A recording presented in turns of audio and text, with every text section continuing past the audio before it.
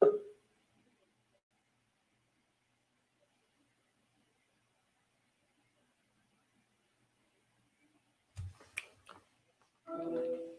on.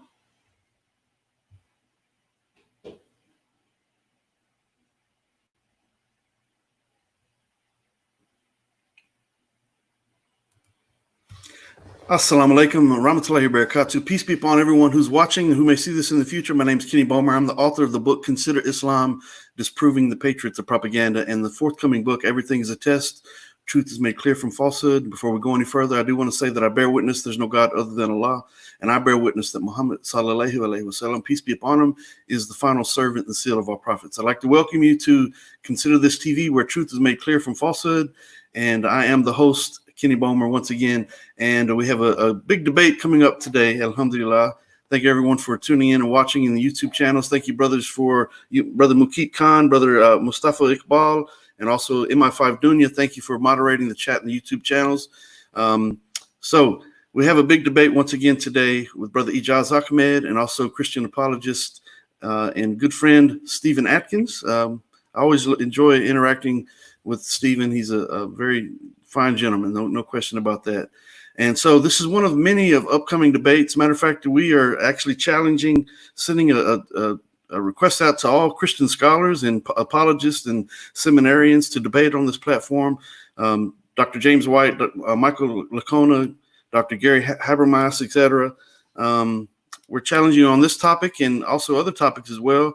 We're looking for people of this caliber. We're not looking for Islamophobes and people who are just trying to come on as trolls and just trying to cause issues. We want legitimate scholars to come on to engage in legitimate moderated debate on this platform, inshallah, God willing. So we're looking for high caliber Christians. And so with that being said, this is just the start of many moderated debates on this platform. And I do want to mention, we do have Brother Shabir Ali, Dr. Shabir Ali, who will be a guest on the platform coming soon. We still have to confirm the date, but it should be coming up very soon. Also, Sheikh Yusuf Estes will be a guest on the show, inshallah. We're still working on the dates for those, and possibly Dr. Zakir Naik, alhamdulillah. Believe it or not, alhamdulillah, that would be a great blessing from Allah to have each of these fine Muslim brothers on the show. And so once again, we do extend this debate challenge to Christians of caliber, people who are decent human beings. Dr. James White, once again, Michael Licona, Dr. Gary Habermas, Samuel Green, he's been on. As a matter of fact, he debated on this show just a few weeks ago. So people of caliber, inshallah. So with that said, I'm going to bring on the two debaters for today, Brother Ijaz Ahmed and Stephen Atkins. Welcome to the show, gentlemen. Make sure you're not on mute right now. Yeah, turn the mic off. Just make sure that I have sound. Yes, you sound good, brother. You sound good. So let me give the format of the debate. Obviously, we're debating the brother's going to be debating the topic of whether or not Christ was crucified, with focus on the historicity of the event. And so we're going to get into that. Let me just give the format for the debate, make sure that we're all on the same page with this. So the opening statements, actually, Stephen Atkins is going to go first with a 20-minute opening statement from both gentlemen. There will be a 10-minute rebuttal, first rebuttal, a 7-minute second rebuttal.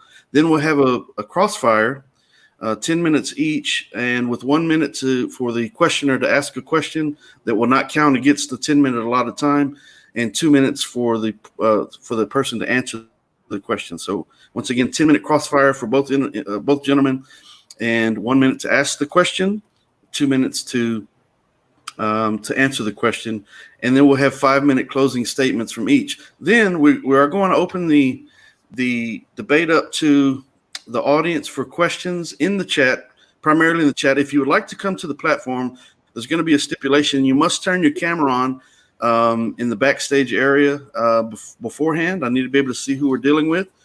So that will be a stipulation if you'd like to come on, actually ask a live question. We do want to make sure that the question is on the topic of the debate or something that's mentioned during the debate. We're not going to have any off-topic questions. We'll try to moderate those questions in the chat as we get to that point. Brother Mukeet Khan, Brother Mustafa Iqbal, and MI5 Dunya, brothers, if you could help me just pick through those questions to make sure that they are on topic. If you see one that is relevant to today's debate, then please notify me of that. Maybe it may slip by me in the process of me trying to moderate the debate.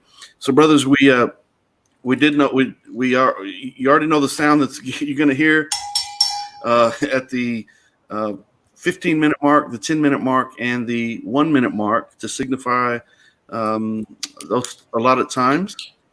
And so, with that being said, I'm going to let you brothers go ahead and introduce yourself. Brother Ijaz Ahmed, let me introduce Stephen Atkins first, inshallah. He is our guest on the show. And Stephen Atkins is a gentleman that I have really enjoyed interacting with since I've met him. I've actually debated him myself on the topic of the crucifixion, and he's always a gentleman. He's always a delight to have on. And so he is a long time debater. And Stephen, how are you today, brother? I'm doing well, thank you. Alhamdulillah. Glad to be here. Good, alhamdulillah. Lockdown still, so. I'm glad you're here. And Brother Ijaz Ahmed is part of the Muslim Debate Initiative. He's also the founder of the Calling Christians website. He is one of the top Muslim debaters in the world, in my opinion. This brother is very knowledgeable, and he is he does work hand in hand with Dr. Shabir Ali, two of the best Muslim debaters in my mind by far. So I have a lot of respect for these brothers and the knowledge that they bring. And so this is going to be a very, very entertaining, very engaging debate. And I do ask people to be polite in the chat and to share the link for this debate with others. That way we can have as many people viewing as possible, and may the truth be revealed. This is Consider This TV, where truth is made clear from falsehood. Alhamdulillah Rabbil Alameen. So, Ijaz, how are you today, brother? Assalamu alaikum. Wa alaikum assalam. Alhamdulillah. I'm happy to be here with both of you fine gentlemen. I have gotten to know Stephen for about 4 years now in person. And over the last year, we've been meeting almost regularly, I would say on weekends, to have interfaith dialogues at the Islamic Information and Dawah Center International, where Dr. Shabir Ali is based at. And so even today, in fact, I got an email asking, hey, when are you guys going to meet up again? We would love to come back in and continue watching those events. So it has been fun. Stephen has been very kind to me, and I'm looking forward to a very passionate and vigorous academic debate called. Alhamdulillah. Inshallah.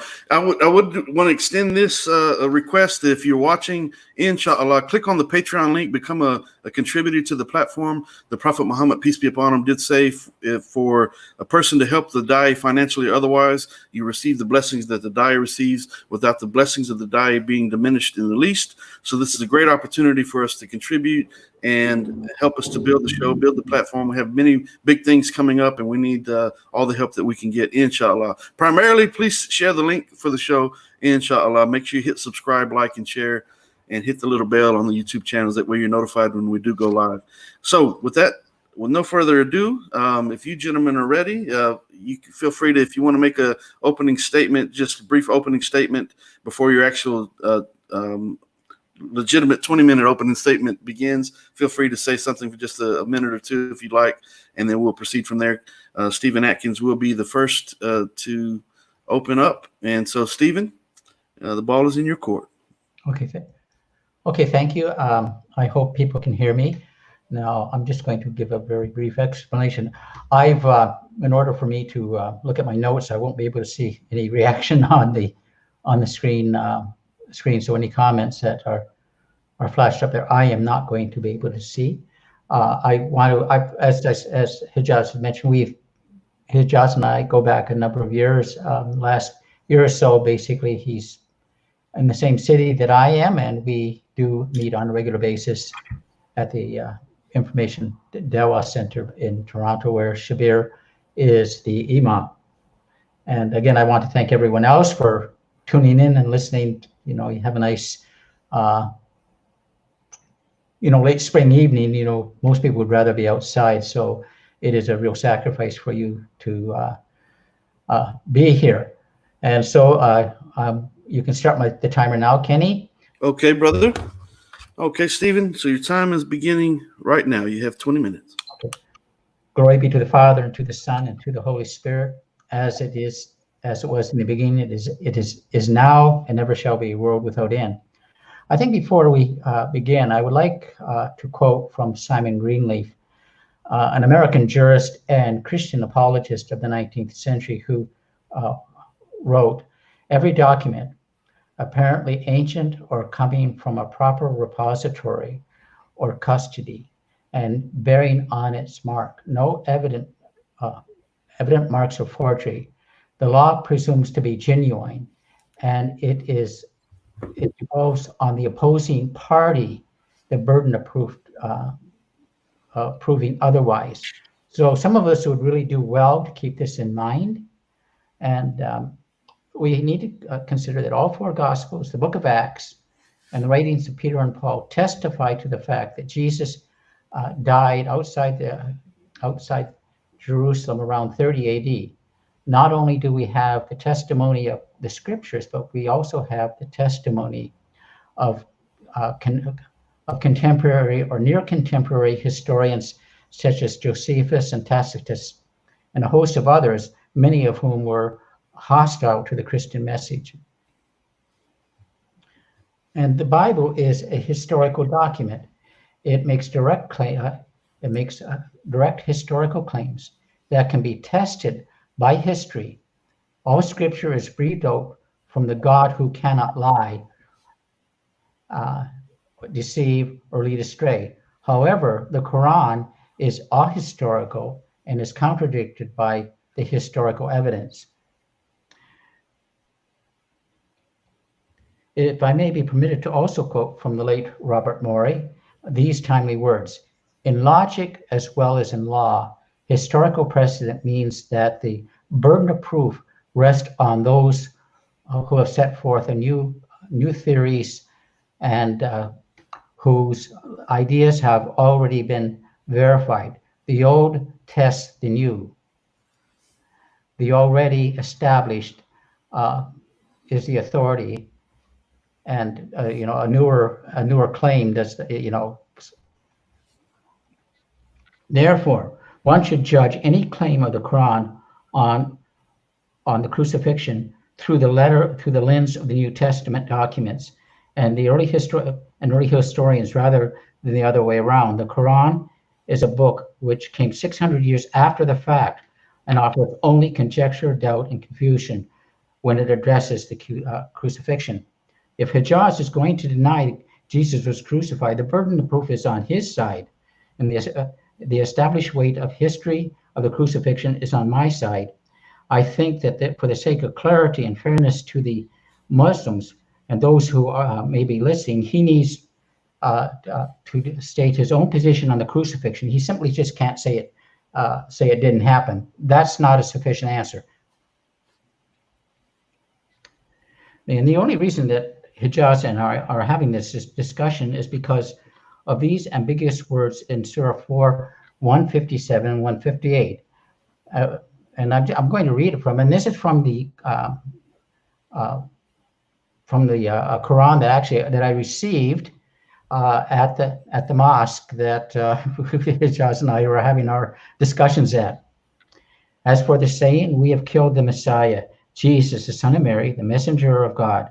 In fact, they did not kill him, they did not crucify him, but it appeared to him as if they did. Indeed, those who differ about him are in doubt about it.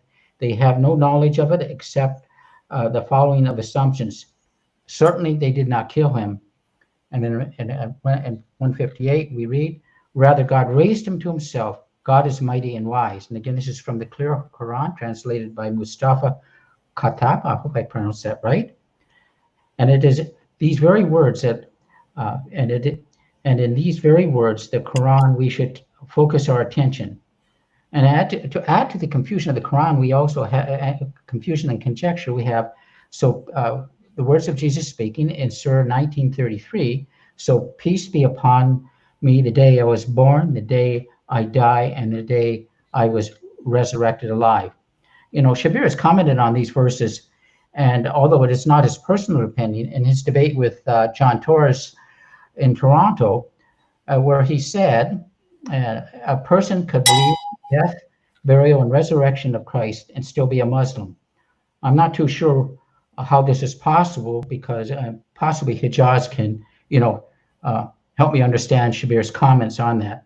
And so it seems that to me that the conjecture and I think the confusion goes on in Surah 355, where it says, "Oh Jesus, I will take you and raise you to myself." Now, on the online version of this clear Quran, the phrase is not "I will take you," but "I am terminating your life." So the words seem to be quite ambiguous. And now, if these words are, if the words said simply Jesus was not crucified, well, that would be fairly straightforward, but it really doesn't say that. It basically says that there was a group of people who did not kill Jesus, nor did he crucify it. There is not an explicit denial in the Quran that that Jesus was not crucified. We just have basically said, they said in their boasting, or they said they did not kill or crucify Jesus. And there are at least five theories. I think there may be even seven. And I'm just going to go through them briefly because for the sake of time. The one is the substitution, that someone else died in the place of Jesus. But there's no evidence, outside of the Quran to support that. It just you can read a number of commentaries and hadiths that will put forward a number of different people. Some say it was Simon of Cyrene. Other people think it was Judas Iscariot. Others think it may have been a volunteer. There are all sorts of stuff that I found on who it may have been. The other one was that no one was crucified. It was sort of a communal vision. That you see that in a book brought forward by Todd Larson, a scholar. But the problem is that the Jews, from my understanding of the wording, thought they crucified Jesus. I think what is also problematic is if there was this grand illusion, then it's also a grand deception and leads. It becomes very, again, reflects back on the character of Allah, that Allah would trick people into believing something that actually didn't happen. The third one is basically that Jesus somehow survived the crucifixion. This is the theory that Shabir holds to.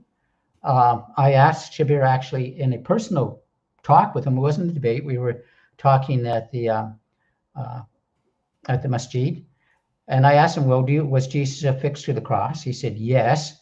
And of course, when you listen to his debates and he states his theory is he holds to, like I say, some type of swoon theory that somehow Jesus survived. There is another one, which is it has its roots basically in an ancient Christian heresy called Docetism, and that one basically is that Jesus was put on the cross, his spirit was taken, and the body remained. And the reason the Docetists came up with this is because they thought, well, you can't kill God. And then there are a number of Muslims who are honest enough to say, well, we don't really know what happened. But so I would ask my Muslim friends, well, what position do you hold to? I really see basically a lot of, may I use the words, confusion and conjecture on their part, because, like I say, I think that those words in the Quran are so ambiguous because it is not really a clear-cut denial that Jesus was not crucified. The Quran also comes 600 years after the fact. It is going back, reflecting upon something that happened, and yet we're not told exactly what happened. And what do we look at when we examine this? That we see that that there is an indictment against the Jews. the Jews are making certain claims. In fact, the Quran says that they were breaking they were breaking the covenant. They were failing to keep the Sabbath. They were bringing a charge against Mary that she was, a whore and unchaste, and that they were all killing the prophets. And then they are boasting, listen, we killed the Messiah. And the Quran says, no, you did not kill the Messiah. You only think that you killed the Messiah. And but what happens? That God raised him to himself. And when we look at these phrases, and I just want to read some other some quotes from other translations in the Quran, reflecting back basically on Surah 355. In J. Dawood's translation, read, I will cause you to die. Yusuf Ali says, I will raise you and take thee to myself. Again, that could be death. And a number of other translations I've read, I will cause you to die. And as I said, another one, and I wish I could remember where I got this one. Another translation says, I'm going to terminate your life or the period of your stay on earth and cause you to ascend unto me. And so we have a number of verses in the Quran that seem to indicate, just by a normal reading of the text, and I acknowledge I don't read Arabic, so I have to go on the English translations that are available to me, produced by Muslims, of what exactly has happened this.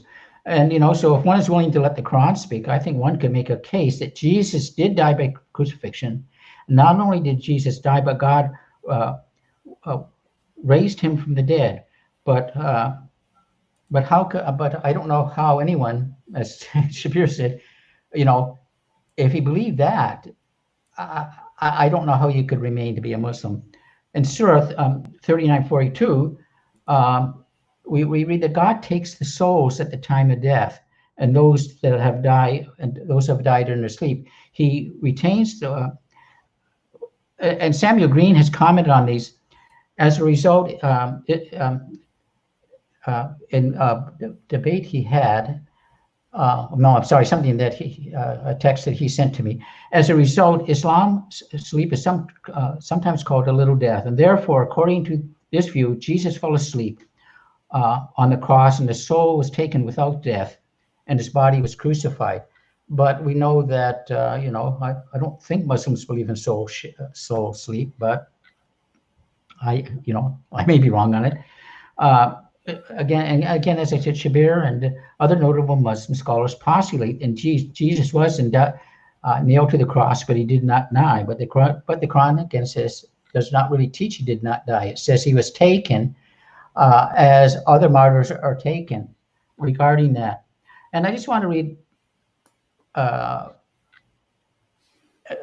some more verses, basically again from the Quran, in Surah 19:15. And this is Zechariah speaking of John the Baptist. Peace be upon him, the day he was born, the day he dies, and the day he will be raised alive. And the same phraseology is used of Jesus in Surah 19:33. Jesus speaking this time, peace be upon me, the day I was born, the day I die, and the day I was resurrected alive. And so we know, according to the teachings of the New Testament or the Gospels, that John the Baptist was martyred under Herod Antipas. Both these verses speaking of a person who was being born, dying, and raised alive. Only we know for sure John the Baptist died, and as he said, he was martyred. So concerning the conclusion, concerning the crucifixion, the Quran makes three claims. One, the Jews boasted they crucified Jesus, the Messiah. In fact, historically, it was the Romans who were acting on behalf of the Sanhedrin to maintain, so that they could maintain peace. The Quran claims again, or it would seem to claim, that Jesus was not crucified and God raised him for himself. But again, when we look at these words that I've explained, that basically is that this raising to yourself is basically just, it can be raised, taking, and death. So God, so I just want to drop down here. I just want to, I'm sorry, lost my place, but excuse me. If we again return to Surah 19 and compare John the Baptist in the Surah 30, there is the idea of Jesus coming, the life of Jesus coming to an end and being rescued by God. And you know what? We also see this basically in Hebrews chapter 5, verse 7, that God saved Jesus from death through the resurrection. There is also the chronic understanding of martyrdom. And again, Samuel Green touched on that in his debate with Adnan Rashid, basically that in Muslim thought, that or Islamic thought, that martyrs don't actually die, that it is God who takes them and raises him to himself. And this surah, let's see if I got the, anyway, sorry. And my apologies, I do not have the quote from that, but it was not you, the unbelievers, who killed them, the believers, but it was God who killed them in hearing and knowing. Such is the case that God will undermine the strategy of the disbelievers. So if the Jews did not kill Jesus, who did? The Quran points out in Surah 39:42, it is Allah who is the one who takes a person in death. And ultimately, for all of us, isn't that the case? That it is God who has determined the day that we are born. He's the one who has determined the day that we will, ultimately die. So it's God is the one who takes our life, not some and a mere human being. The Romans or anyone else are the agents to accomplish God's will. I saw, and I will acknowledge that this person is a Ismaili, but he is a scholar, and he has said in a short video explanation on Surah 4, 157 through 158, Dr.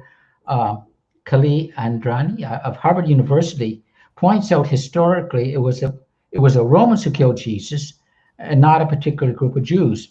And again, we see that again basically when you go back to this surah.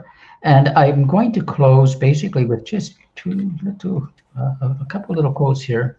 First from Surah 355 and 117. God said, "O Jesus, I am terminating your life and raising you to myself and clearing you of those who disbelieve. I will make those who follow you superior to those who disbelieve until the day of resurrection.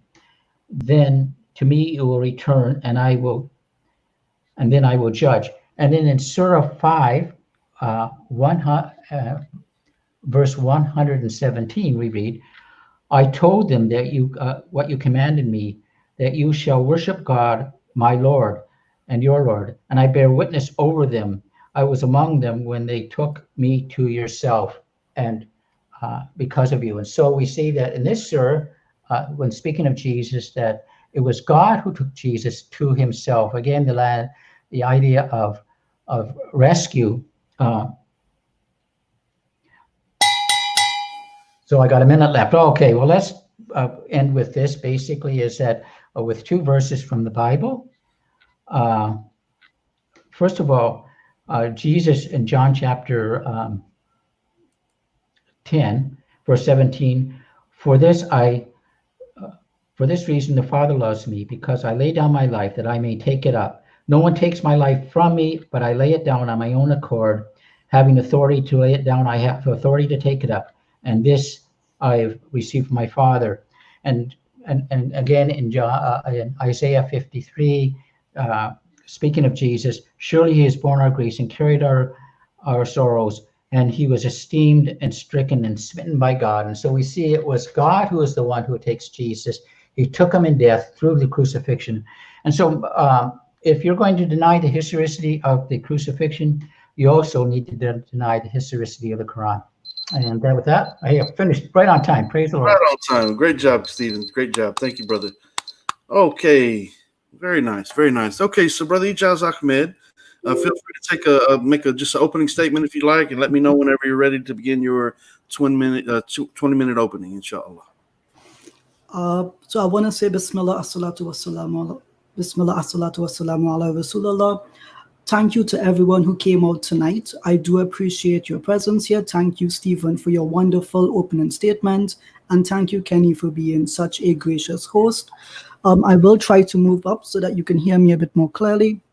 Brother Kenny, you may begin my time when ready.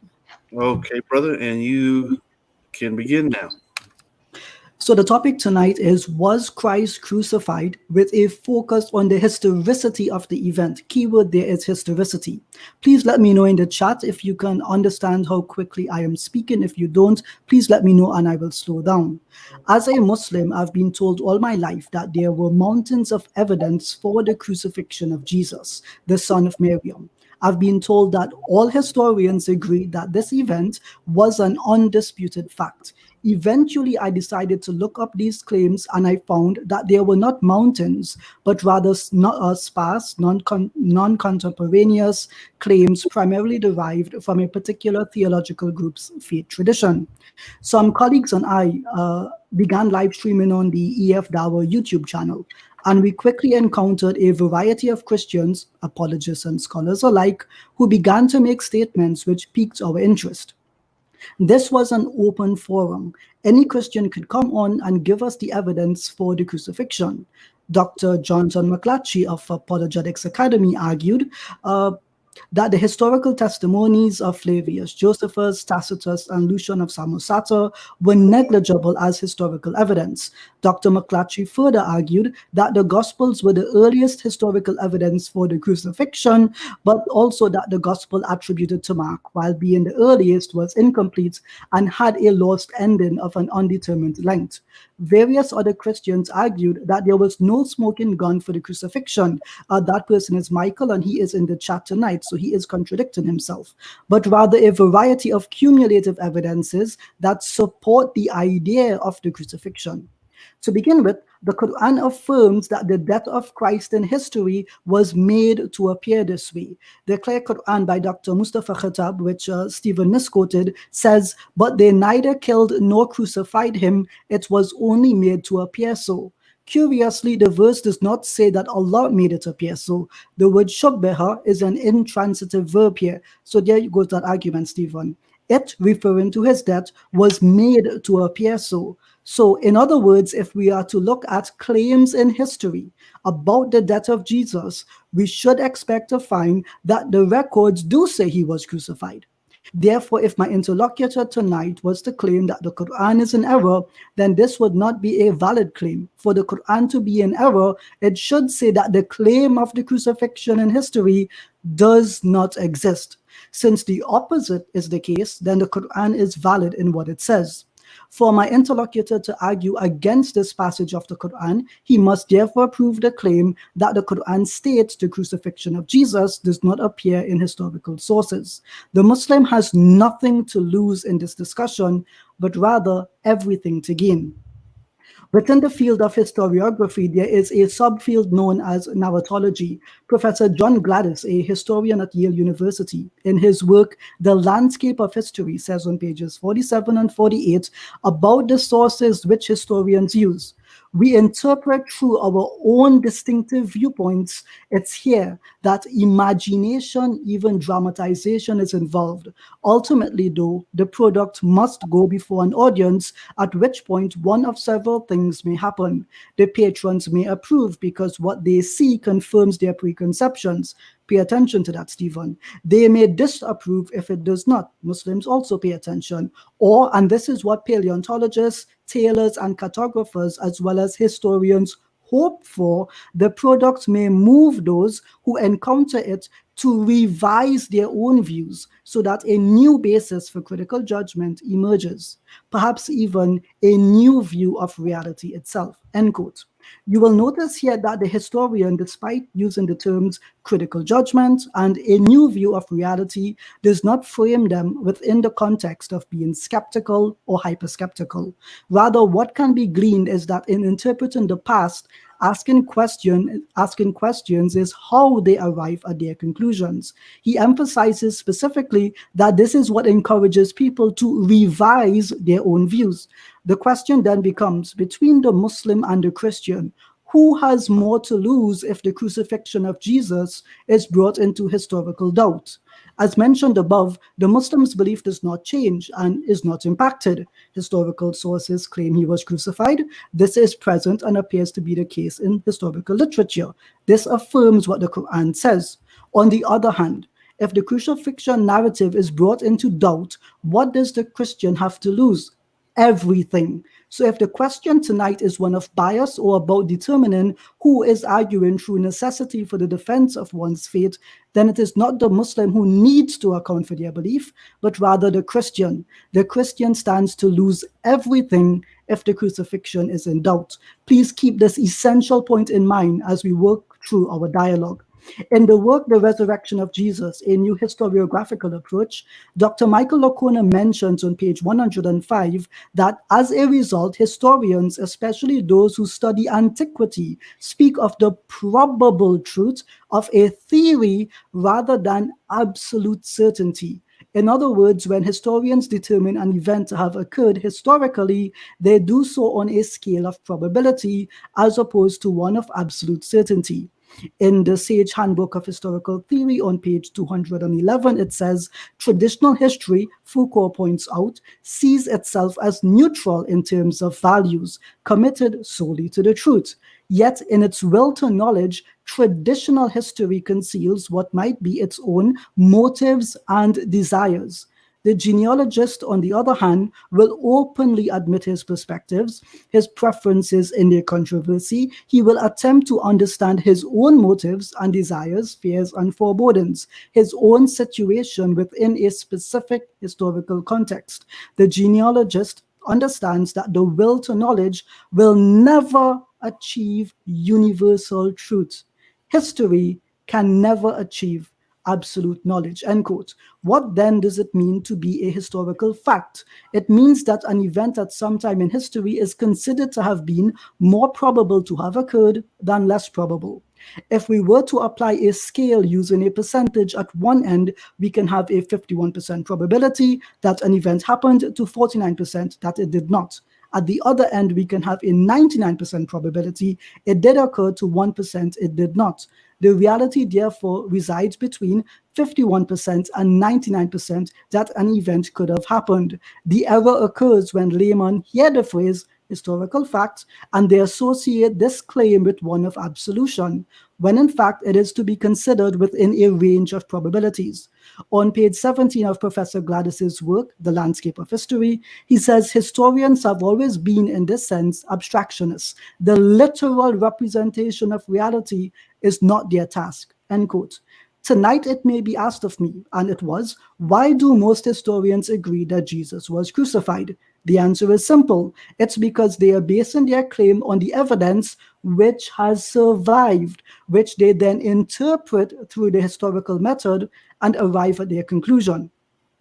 Professor Gladys further comments on page 41. He says, for historians too start with surviving structures, whether they be archives, artifacts, or even memories. They then deduce the processes that produced them, end quote. They can only start with what has survived. They then interpret this data and deduce a number of probable conclusions, which are supposed to be tested. Today, we are doing one such test.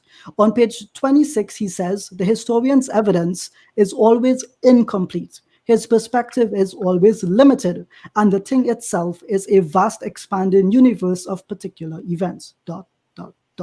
End quote. At the time of Jesus, rebels were regularly crucified. Historians look for what they term continuities, meaning patterns that extend across time.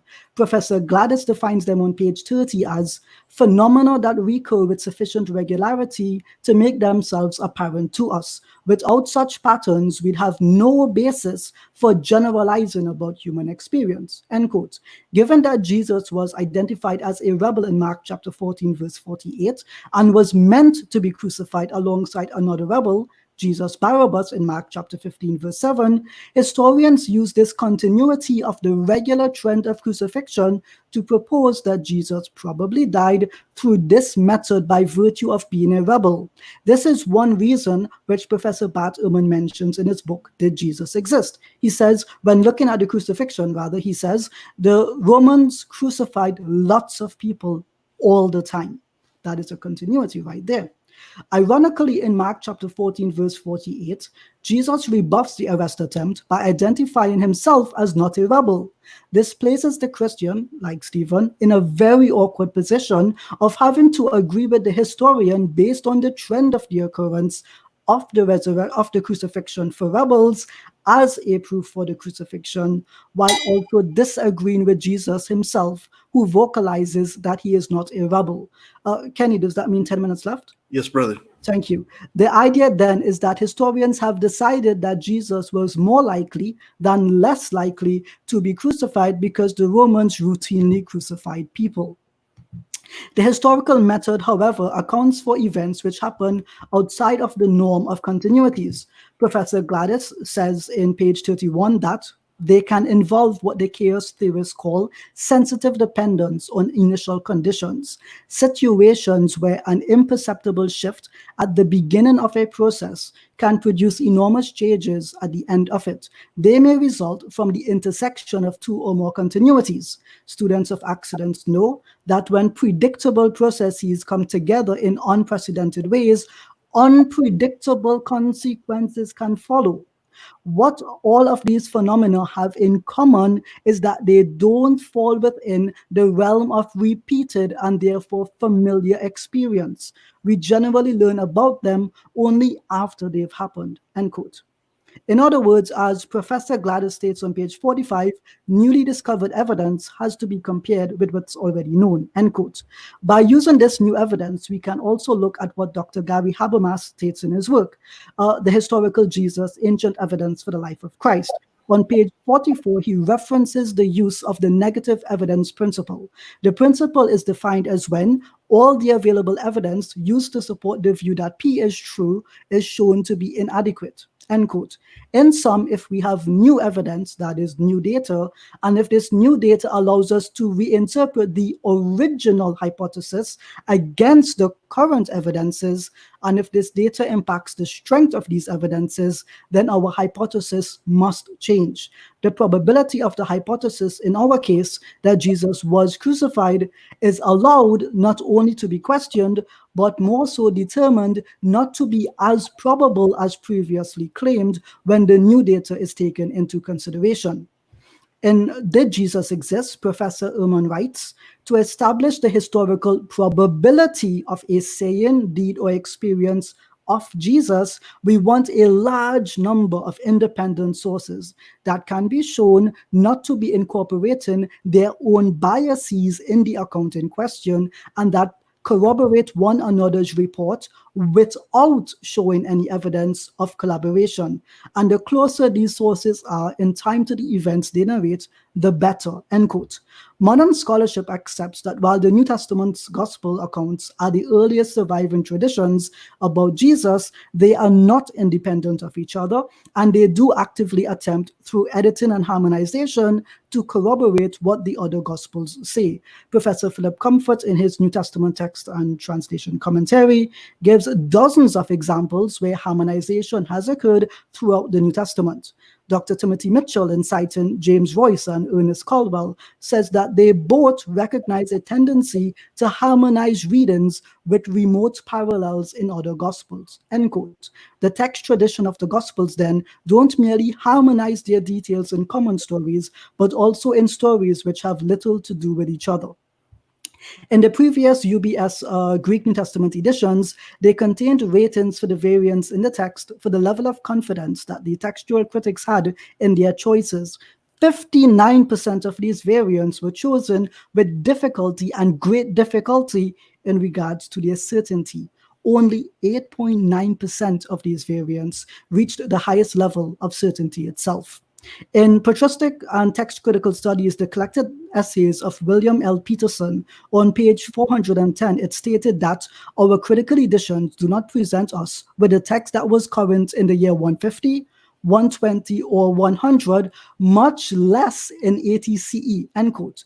This means that the tradition of the Gospels is not as early as is usually assumed. Roy Kotansky, in his work entitled The Early Papyri, Gospel Parallel Variants and the Text of the New Testament in the second century, which was published in Scribes and Their Remains, as edited by Professor Craig Evans and Jeremiah Johnson, argues convincingly that one can persuasively argue that the earliest period of the gospel text was not firmly fixed, but rather represented the product of much interpretive rewriting of tradition, end quote. He further states that Roy Kotansky. He further states that Helmut Koster reminds us that whatever the consequences, the first 100 years from the time of writing of the gospel autographs to the appearance of their initial papyrological record in the period of circa 200 CE represented a span when substantial revisions were not only possible but highly likely, end quote. Historians then are doing the best they can with non-independent, edited, revised, reinterpreted, rewritten traditions spanning from the earliest period of the text of the Gospels. They can only realistically, as stated previously, make a decision based on what has survived, even with its severe and multiple defects. It is noteworthy that if the earlier sources preferred, then the Q document, which predates the Gospels entirely and which is based on the oral tradition, does not have Jesus predicting his death, dying a cross, or even being resurrected. Professor Dale Allison Jr. writes in his Jesus of Nazareth, Millenarian Prophet, on page 59, on the one hand, traditions that originated with Jesus were reformulated, translated, modified through additions, and given new meaning through secondary context, end quote. What then about the other criteria which scholars use to judge the historical Jesus? Embarrassment, discontinuity, and coherence. Professor Dale Allison Jr. writes in The Historical Christ and the Theological Jesus that a historian's Jesus is never just the consequences of reading sources through a screen of criteria. Rather, we conduct our intellectual rituals, that is, invent and or apply our criteria only after we have adopted some firm ideas about Jesus. Our criteria are less routes to our destination than ways of persuading others to end up where we have. End quote. Professor Dale says in the book again, Jesus of Nazareth, he remarks on page 2 that these criteria appeal to common sense, end quote. But he then says, reflection, however, creates more than a little unease. Coherence, for example, is a rather subjective thing. Two things that fit together according to one exegete may seem irreconcilable to another, end quote. On page 3, the issue is not whether we can find tensions, but whether they mean much. Consistency and inconsistency are very much in the eye of the beholder. End quote. And on page 4, the criterion of dissimilarity, whose implicit notion that the new is good may be the offspring of the modern idea of progress, is no less troublesome than the criterion of consistency. As others have remarked, it can at best tell us what was distinctive, not what was characteristic of Jesus, end quote. He then says, all too often, however, this similarity has been misused as a means of separating the authentic from the inauthentic. That is, a way of eliminating items from the corpus of authentic materials. End quote. He says on page 5, beyond this, the objection of Morna Hooker, first raised 3 decades ago, this book was written in 1998, has never been successfully answered. We just do not know enough about first century Judaism or early Christianity to make the criterion very reliable, end quote. Finally, he says on page 6, whether or not one shares my misgivings about dissimilarity, coherence, and embarrassment, it is certain that they and other criteria have not led us into the promised land of scholarly consensus. If our tools were designated to overcome subjectivity and bring order to our discipline, then they have failed, end quote. And on page 7, apparently we must reconcile ourselves to the unhappy fact that our methods are defective and may often mislead us. End quote. As for the method I'm employing tonight, I am not making a new claim or a different one.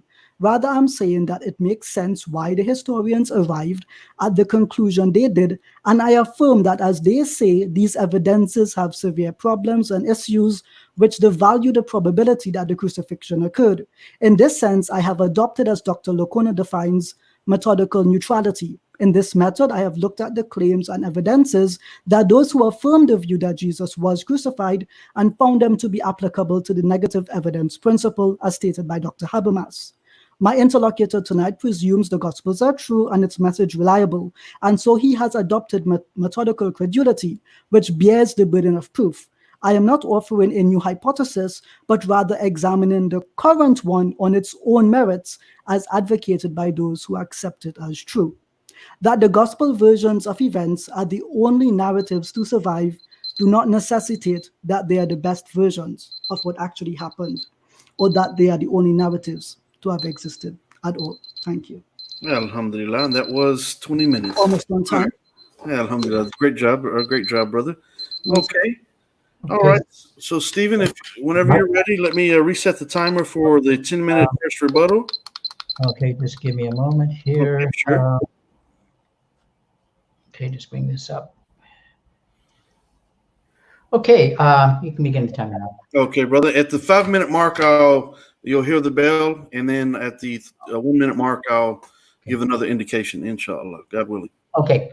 Well, I listened to a lot of this, and a lot of this stuff was, I must admit, was new for me, but on another level, it wasn't. But it was interesting that, and we actually talked about this last night, Ijaz and I, about Bart Ehrman. And do you want to know what Bart Ehrman, who is, I will acknowledge, is a historian. Let's see what Bart Ehrman has to say about that. There are several points on which virtually all scholars of antiquity agree. Jesus was a Jewish man, known to be a teacher, who was crucified, a form of Roman execution in Jerusalem during the reign of the Roman Emperor Tiberius when Pontius Pilate was governor of Judea. Another quote. It is a historical fact that some of Jesus' followers came to believe that he'd been raised from the dead soon after his execution. He was known that some of these believers by name, one of them, the Apostle Paul, claims to have quite plainly have seen Jesus alive after his death. For the historian, Christianity begins after the death of Jesus, not with the resurrection itself, but a belief in the resurrection. So the historian Bart Ehrman says that all historians of antiquity believe that Jesus was crucified. And the final quote from Bart Ehrman is that the denial of Jesus, that Jesus was crucified, was like a denial of the Holocaust. For some, it is just simply too horrific to affirm. For others, it is an elaborate conspiracy of coerced religious sympathies. But the deniers live in a historical dream world. They live in the matrix. And when I listen to the approach that Ijaz has put forward, is how do you know anything that happened historically? There are certain things that we can draw a reasonable conclusion, and Ijaz is exactly right. I mean, how do we look at anything that happened before the internet, before television, before photography, where all we had were basically written accounts of something with it? I mean, how do you know? With this methodology, we could not prove anything that happened 1,000 years ago, and possibly even 1,500 years ago. I really don't know how he does history. When I listen to this, and I'm really not having a debate with an atheist, and I'm not having a debate with a person who would deny the historicity of Jesus. At least I don't think I am. I mean, one of the questions I need to ask Ijaz, basically, certainly going to be asking in the crossfire, is: was there a person called Jesus who actually lived? And how do we know? How does he know? When we do history, is the first thing is we ask a question, and the question tonight was Jesus crucified. The second thing is we gather the available evidence, and and historical evidence consists of primary and secondary sources. So we certainly would consider the writings of Matthew and John as primary, and I would argue all four Gospels. Some have said that you would Luke and Mark would be secondary, but that's beside the point. And then we need to determine whether or not, and this is where I think the argument would fall, basically, is determine whether the primary and secondary sources are reliable. And the fifth is then, when we've gathered all the evidence that is available, we can only come to a reasonable conclusion. And if we can't apply these standards to any event in history, then we just can't know. I mean, when I listen to this is, and I mean, Ijaz, are you asking for absolute certainty on anything? I mean, I don't know whether any of you saw that movie, Back to the Future, one of my favorites. You go back and, we get our DeLorean, we go back in time to observe an event. I mean, it's a great movie, but it is an impossibility. It just can't happen. So again, and I think if we apply this standard, could you even prove the existence of Muhammad? Got how many? 5 minutes? 5 minutes, yes, sir. Okay. So again, we have all four gospel accounts from the first century. We have the testimony of Peter as recorded in the book of Acts, again, first century. We have the letters of Paul. I will be touching hopefully a little bit later on tonight. Written within 25 years after the event. We have the writings of Josephus, a first century scholar and historian. I know that Ijaz has brought something like that up, but it is still first century, and he does mention that Jesus was crucified under Pontius Pilate. We have the writings of the church father, the second century. We also have the writings of Tacitus, Suetonius, and Lucius or Lucius, who are enemies and skeptics regarding that. For Ijaz's theory to work, he has to throw anything, almost everything that decided. Oh, it's late. There's we only have copies that come 1,000 years later. But no historian does that, or at least maybe he can name a name that I've named with that. Again, I just wanted to quote basically other scholars. Gert Ludemann, an atheist. The elements of tradition are to be dated to the first 2 years after the crucifixion, not later than 3 years. And he was referring to basically the passage in 1 Corinthians 15, 3-8. I'll be looking at that a little bit later, Lord willing. Robert Funk of the Jesus Seminar, the conviction that Jesus had risen from the dead had already taken place by the time Paul was converted around 33 AD, and on the assumption that Jesus died in 30 AD. And again, I quoted Bart Ehrman, so we don't need to quote on this. We have, again, another document, and I'm not too sure how many are aware of the Didache, which is a first century document, 70 to maybe 150 AD. It quotes from the scriptures, actually makes reference to the Lord's Supper and reference to the Lord's Prayer. And that's, again, one of the earliest Christian documents outside the New Testament that we have. Again, all four Gospels testify to the fact that Jesus died by crucifixion. In Matthew 27:35, Mark 15:24, Luke 23:33, and John 19:18. All said he was crucified.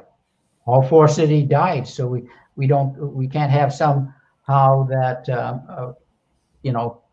that he swooned. In Matthew, we have Jesus cried with a loud voice, and and yielded up his spirit. In Mark 15, Jesus uttered a loud cry and breathed his last. Uh, Luke 23:46, and having said this, he breathed his last. And in John 19:30, we have he bowed his head and gave up his spirit. Again, I listen to this and wonder how we arrive at such conclusions, except that history becomes a mishmash. We can't know anything. It's like the movie The Matrix, and maybe I'm only think I'm having this debate, that this is great illusion, and I think there's a person out there. And I will continue with some of my stuff in my second rebuttal, because I do want to touch on a few things. So again, I appreciate that. I'm looking forward to hearing what Ijaz has to say. And Stephen, you still have 45 seconds left if you'd like to take it. Okay. Okay, Stephen. Okay, I guess all right. Alhamdulillah. Okay, so Brother Ijaz, whenever you're ready, let me reset the timer for your 10-minute first rebuttal. Okay, tell me when I can begin. Okay, brother, you can begin right now. Okay, perfect. Thank you, Stephen, for that non-response. So you started off with quoting Simon, I think it's Simon Greenleaf.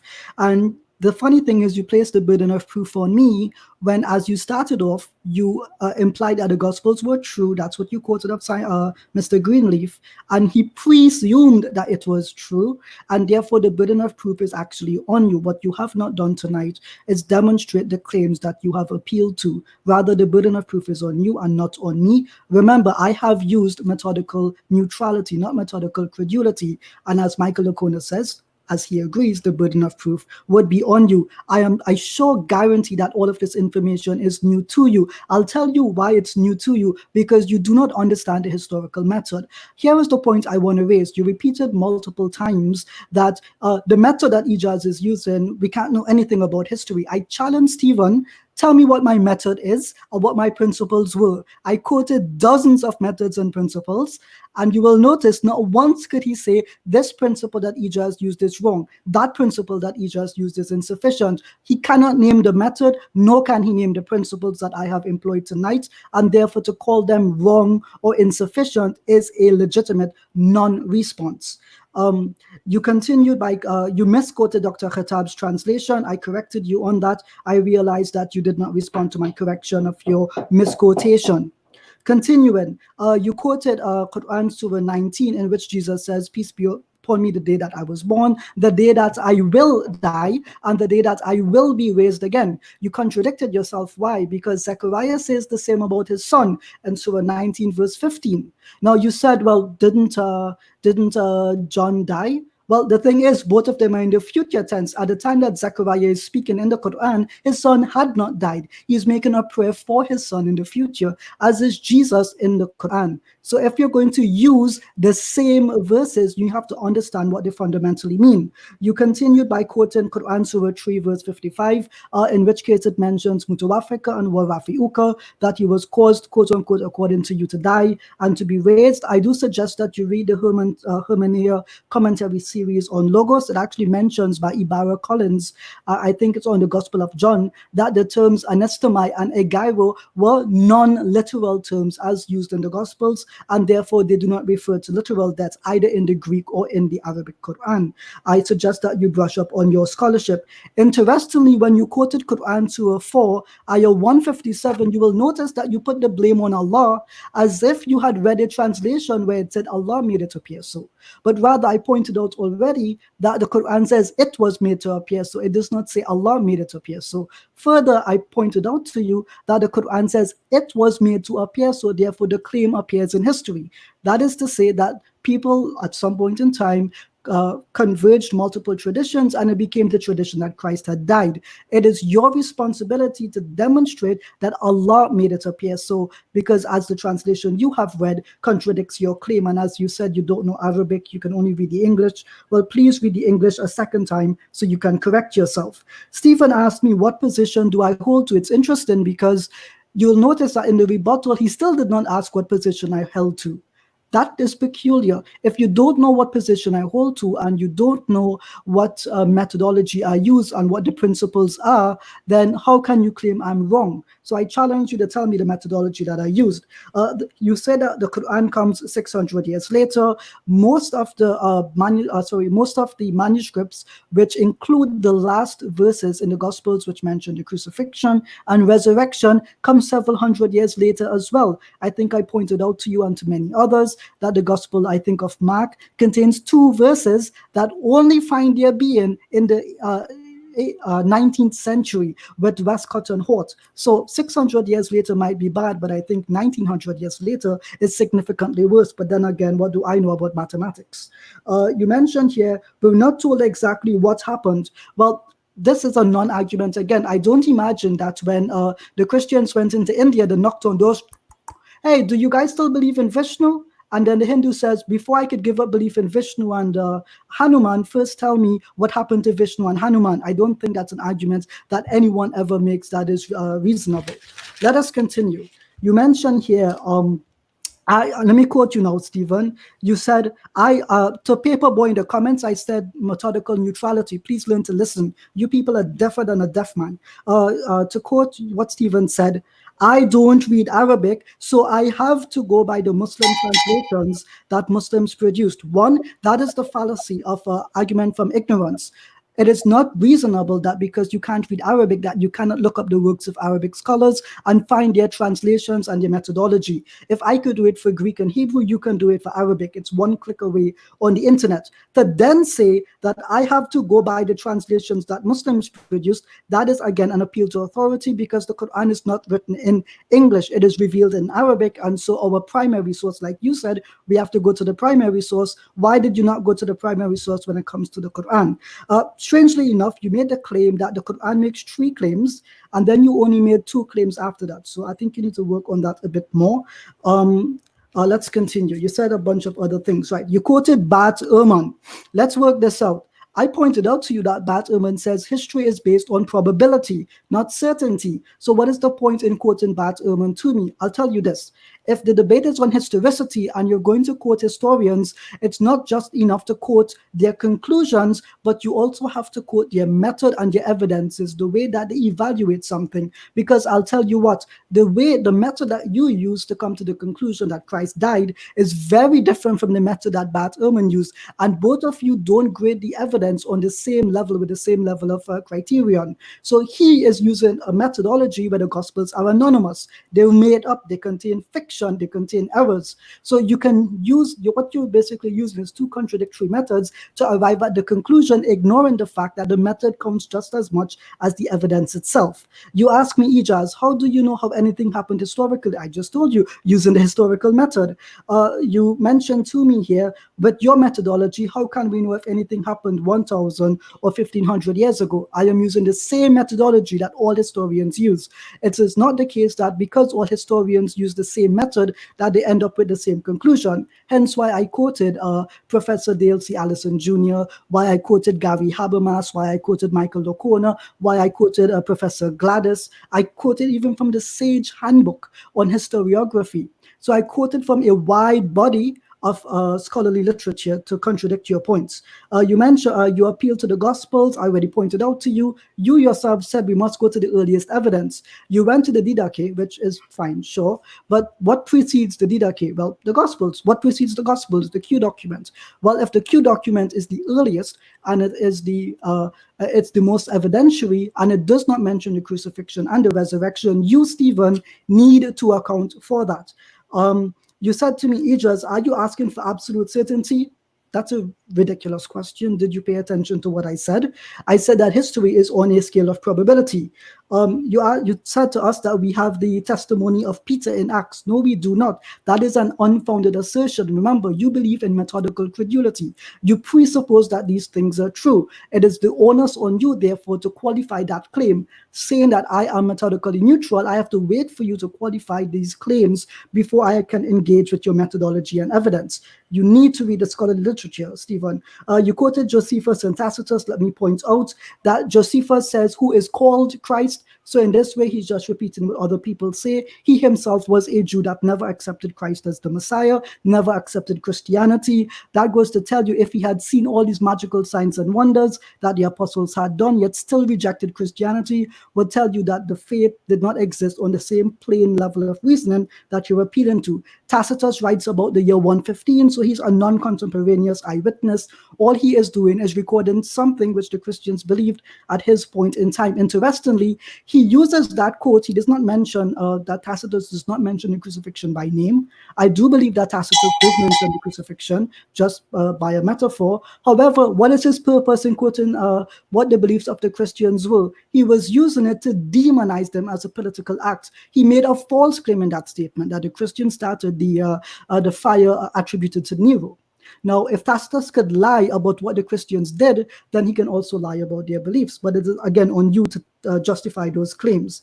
In other words, I have gone through every single point that you have written in your opening statement and in your first rebuttal, and I have not found any sufficient claims presented. I do hope, and I beg you, Stephen, please engage with what I have said about the historical method and the evidences that historians use. The topic is not what the Quran says, but about the historicity of the crucifixion, not what the Quran says about the crucifixion. Thank you.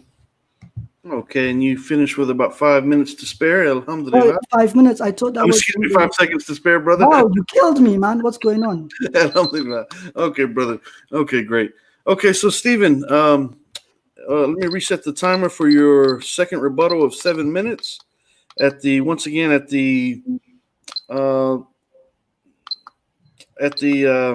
1 second. Yeah. Okay, alhamdulillah.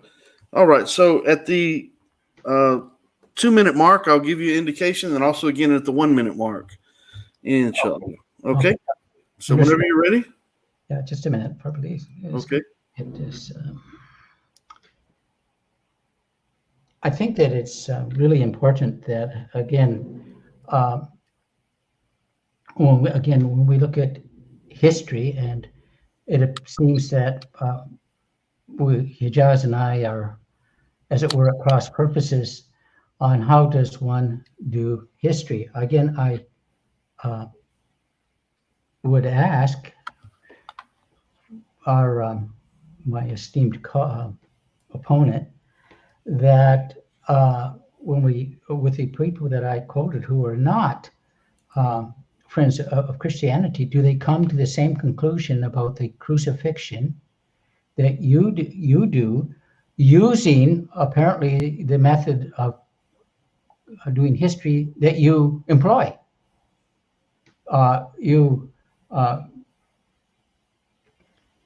You basically, when we looked at what Bart Ehrman said, well, Bart Ehrman doesn't, he uses this approach of neutrality and skepticism on his approach to doing history and of the scriptures. At least I think I understood you correctly.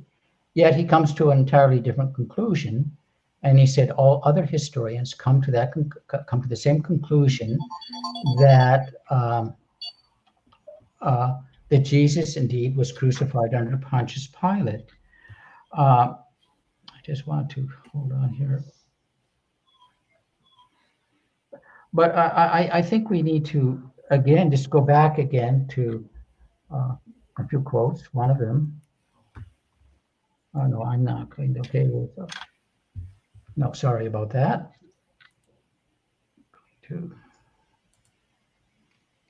I've lost my place. Just hold on a minute. I want to look at the idea of again with Josephus. Josephus did make a historical statement that Jesus was crucified. Also, Tacitus makes the same statement. That it says that doesn't say that the Christians were saying. It says that this Christos was crucified under Pontius Pilate. So he's making a historical statement. But oh wait, anybody I quote is mistaken or a liar. We can't that Tacitus, because he must be lying when it comes to Jesus. So Tacitus is guilty until proven innocent. And that's why I quoted from Simon Greenleaf at the beginning, is that Ijaz has made all these claims against against historians. He's made claims against the reliability of Scripture because it doesn't fit his narrative. And that is the only reason he's making it. Like I said, the only reason we're here tonight is because of those ambiguous words in the Quran. Notice, he didn't refute any of what I said earlier regarding basically the myriad of opinions, of 5 to 7 different interpretations on how, how to interpret how these verses are to be interpreted. Now, he certainly has a right to, put forward his own position on what he believes actually happened. But because it's almost that he thinks it was being unfair mentioning the Quran, but the Quran does mention the crucifixion. So I hope it's fair game for me to, to bring that up, regarding that. Now, I don't have a lot of time left, and I want to basically just look at a couple of things. First of all, that we have, and I will appeal to the New Testament, because I do believe the New Testament is a reliable document. And again, we have Bart Ehrman, who acknowledges that the 1 Corinthians was written around 55 AD, which is again 25 years after the crucifixion. And I want to make sure that I have the right. Oh, here we go with it. Let me open this up. Okay, we have Paul saying about Jesus. He appeared to Cephas, then to the 12. Then he appeared to more than 500 brothers at one time, most of whom are still alive, and some of those who have fallen asleep. And then he appeared to James and all the apostles, Simon Peter, and he names a number of people, and appeared to more than 500 witnesses. Again, there is absolutely no evidence from the first century that, to the contrary, that I'm aware of. The other one I wanted to is in 1 Corinthians chapter 1, where the crucifixion is spoken of as more a scandal to the Jews and moronic to the Gentiles. Those are the two Greek words in it. And I want you to consider this. I'm going to hijack the true teachings of Jesus. Living in the first century, I'm that conniving, Apostle Paul, can't be trusted. And I'm going to present to you a crucified man. When the Torah and Deuteronomy says that anyone who hangs on a tree is cursed by God. And when I talk about the resurrection, when you read the account in Acts 17 regarding that, what do you have in Acts 17? Basically, as soon as they heard about the resurrection, they began to laugh. So it was foolishness regarding all of that. And so I do think that the criteria of embarrassment is one of the strongest arguments there is out there that the crucifixion took place in history, because no sane person would present a crucified Savior, considering what crucifixion was in the first century, not only to the Jews, but to the Romans or the Greeks as well. And how much time do I have? You have 20 seconds. 20 seconds. Yes, sir. So again, I'll just hand it over to Ijaz, and we'll listen to a 7-minute rebuttal then. Okay. All righty, Brother Ijaz. And thank you, Stephen, for that. And Brother Ijaz, you can start whenever you're ready. Okay, thank you. Okay. So I noticed that Stephen still did not answer the question, what was my methodology and what were the principles that I used? Rather, he repeated some quotes from Bart Ehrman, the same Bart Ehrman that says it's based on probability, not certainty. Stephen believes it's a fact with absolute certainty, so he disagrees with historical consensus. He does not fundamentally understand how history is done. You said to me, Ijaz and I are at crossroads on how one does history. At no point have you given how you do history, Stephen. Here's how you do history. The Gospels are true, therefore, what follows is what I believe. That's what you started off with. I asked you already. Using the principles by your own scholars. I don't know if you like Michael Lacone. I beg you to answer that. He lays out, and I defined for you what methodical credulity was. You confirmed you appealed to methodical credulity. So you presume the Gospels are true. Then your argument follows. As your own scholarship says, you need to qualify that claim because I am holding a methodically neutral position. So all I have to do is sit back and wait for you to evidence your claims. By not evidencing your claims, there is one of two conclusions. One, you don't understand the evidence for the claims that you're making, or two, you do not have the evidence for the claims that you are making. I think that both are actually true. You mentioned to me that Bart Ehrman uses neutrality and skepticism. No, Bart Ehrman is not a methodical skeptic. In fact, he grants many things in the New Testament that many other people would not. You are misinformed on the position of Dr. Ehrman. You said that and I'm going to quote you here in your rebuttal, you said Ehrman says all scholars. No, you yourself read the quote. It was virtually all scholars. It does not mean that all scholars are always right. You said that Josephus made a historical statement. Yes, he made a statement in history that people called Jesus the Christ in the same way that they said he was crucified. Josephus himself did not accept the claim that Christ was the Messiah. If Christ was the Messiah, why did Josephus not accept it? You might say, well, we have to go back. Perhaps it is Josephus knew things which allowed him to reject that Jesus was the Messiah. So I beg the question, do you accept that Josephus never accepted that Christ was the Messiah? He insisted he was called Messiah, not even the Messiah. So either the Jews were expecting multiple Messiahs, which would be the position of Josephus as a Jew, or you are wrong in what you claim about Josephus. Let me quote you again, Stephen. You said that I said everyone is making a mistake or a lie. I've actually never said that. I pointed out to you that what Tacitus says in the year 115, or after the year 115 rather, is that Christians started the fire that destroyed Rome under Nero. Now, all historians disagree on that claim. So in one breath, you want me to accept what Tacitus says when it suits you, but you're not willing to accept when scholarship says that Tacitus is wrong about something. So you need to get your methodology and your evidence clear. This back and forth game is inconsistent, and an inconsistent claim does not make a man. Let us continue. You said that I, Ijaz, did not refute anything you said earlier on interpreting the verses of the Quran. Wrong. I read from Quran Surah 19. Wrong. I read from Quran Surah 3 verse 55.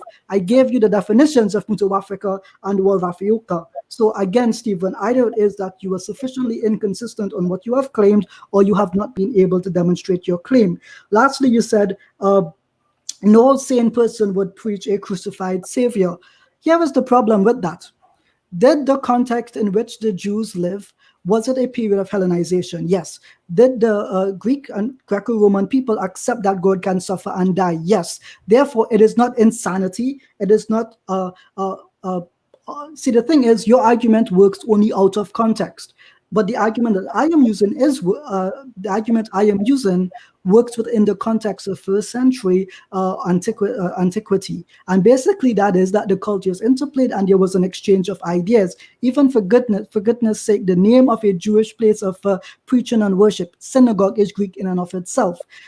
So just to point this out here, the Jews themselves had a cultural exchange of ideas that some of them began to accept that God can suffer and that God can die is only a product of their time and place. So while I operate within history, you seem to live in a land where there was no cultural exchange and the Jews lived in a vacuum. I don't know whether that is ridiculous or if it is inconsistent. I think it is both. So unfortunately, Stephen, you've only made 1, 2, 3, 4, 5, 6, 7, 8 points, which I've all successfully rebutted. You mentioned to me, what can I dig up that you did or did not say? Let's see here. Again, I put the point to you. You said we should go to the earliest evidence. The earliest evidence is the Q document. The Q document at no point mentions the crucifixion or the resurrection.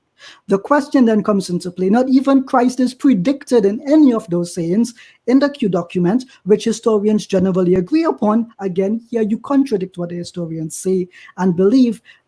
So we have no parables predicting his death. no crucifixion, no resurrection. If that is the earliest source, and you told me, Ijaz, let's go to the earlier sources, then the earlier sources contradict what you believe. I beg the question, Stephen, are you actually interested in the sources that historians use, or are you simply going to close your eyes and say, oh, I believe in the Gospels, therefore the Gospels are true? Again, I have repeated multiple times, Stephen, you hold to methodical credulity by your own standard, by your own statements. And using that methodical credulity, the burden of proof is upon you. I think what has happened here today is that you did not expect me to go into the historical method. You did not expect me to quote the historians on how they arrive at the conclusions that they do. You did not expect me to define the phrase historical fact. So unfortunately, because you did not expect those things, you did not prepare for them. But it is not sufficient enough to quote the conclusions of scholars without understanding their method. Because if that was the case, imagine you were imagining that you were in the first century. Imagine if I was around Jesus in the first century. He says the scribes and the lawgivers are wrong. And then I turn around and say to him, no, the scribes and lawgivers, they're scholars, and they're unanimous that you're wrong.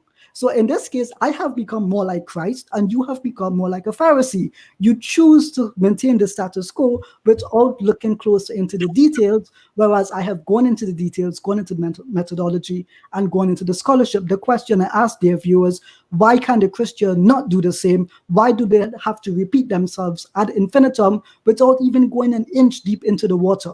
Thank you. Okay, brother, and that was your 7 minutes. Alhamdulillah. Okay, so now, excuse me, alhamdulillah. We'll go into now the 10-minute crossfire. We'll have the questioner will be the first questioner will be Stephen Atkins, I believe we agreed upon. He'll be the first questioner, and he will have 1 minute to present his question, and Ijaz will have 2 minutes to respond. And the 1 minute question will not extend into the 10-minute allotted time. We want to give a full 2 minutes for the responses to equate to the 10-minute in the crossfire. So with that being said, Stephen, I'm going to set the timer for 1 minute that will allow you to present your question. You have 1 minute to present your first question to Brother Ijaz.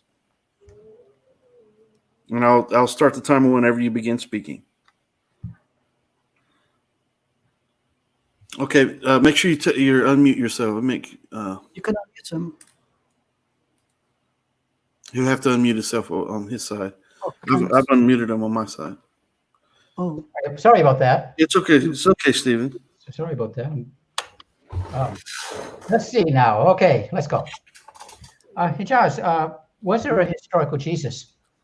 yes, Okay, how do you know? using historical sources. What historical sources? So we use the Gospels primarily, and then we use everything outside of it. However, we use that within the framework of there are caveats here. So as Bat Oman says, indeed Jesus exists, because you asked me to use him yesterday, I'm using him for you today. He actually says indeed Jesus exists. Just because something fits contextually within the first century related to Jesus does not mean that it is true.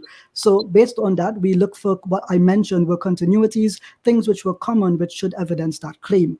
Based on that, I think the evidence of his existence is overwhelming. That is my answer. Thank you. Okay. Did Barderman believe that Jesus was crucified?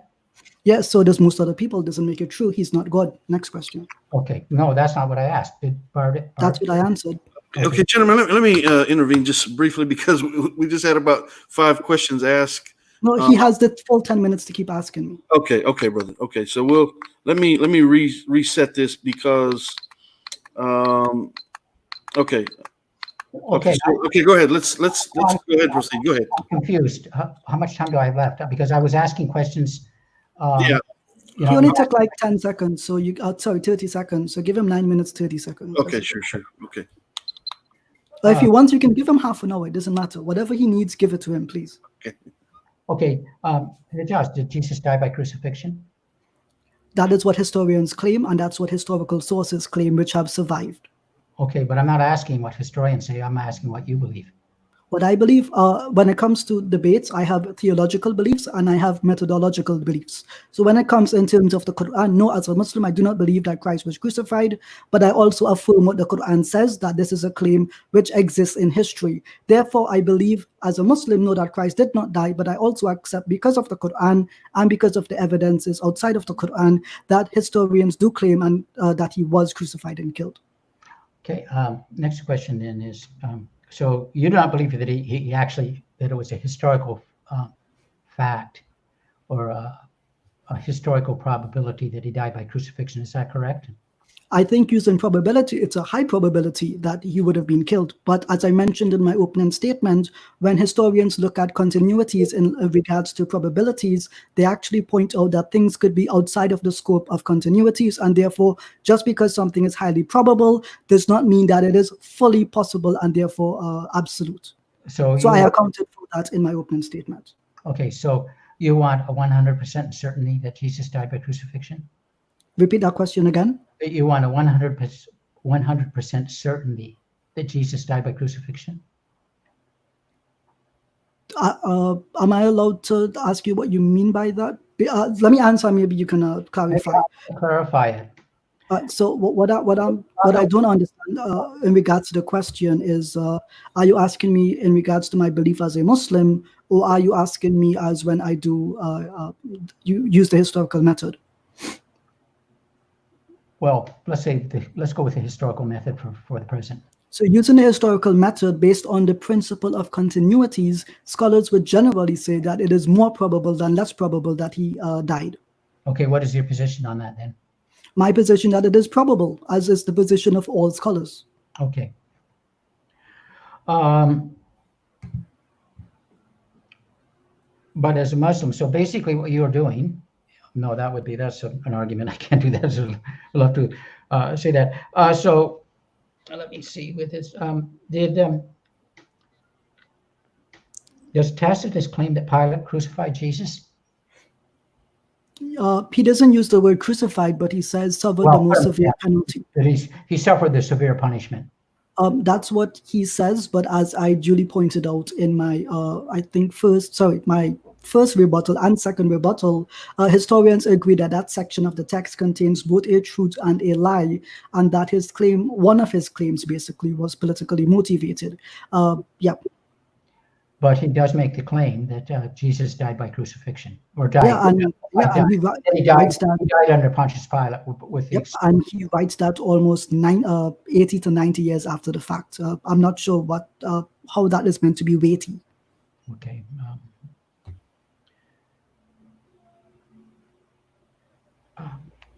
What evidence would you want? Would you accept that Jesus died by crucifixion?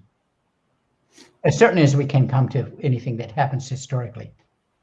So that's a difficult question because it's a hypothetical. The thing is, with historical sources, we can actually only have literary sources, and we can have archaeological evidence, because our literary sources are so long after the time of Jesus, and because the archaeological evidences themselves are either non-existent or too long afterwards. I would say that generally that is what historians would seek to use, but I cannot answer a hypothetical without some frame of reference. Okay, well, let's move on then.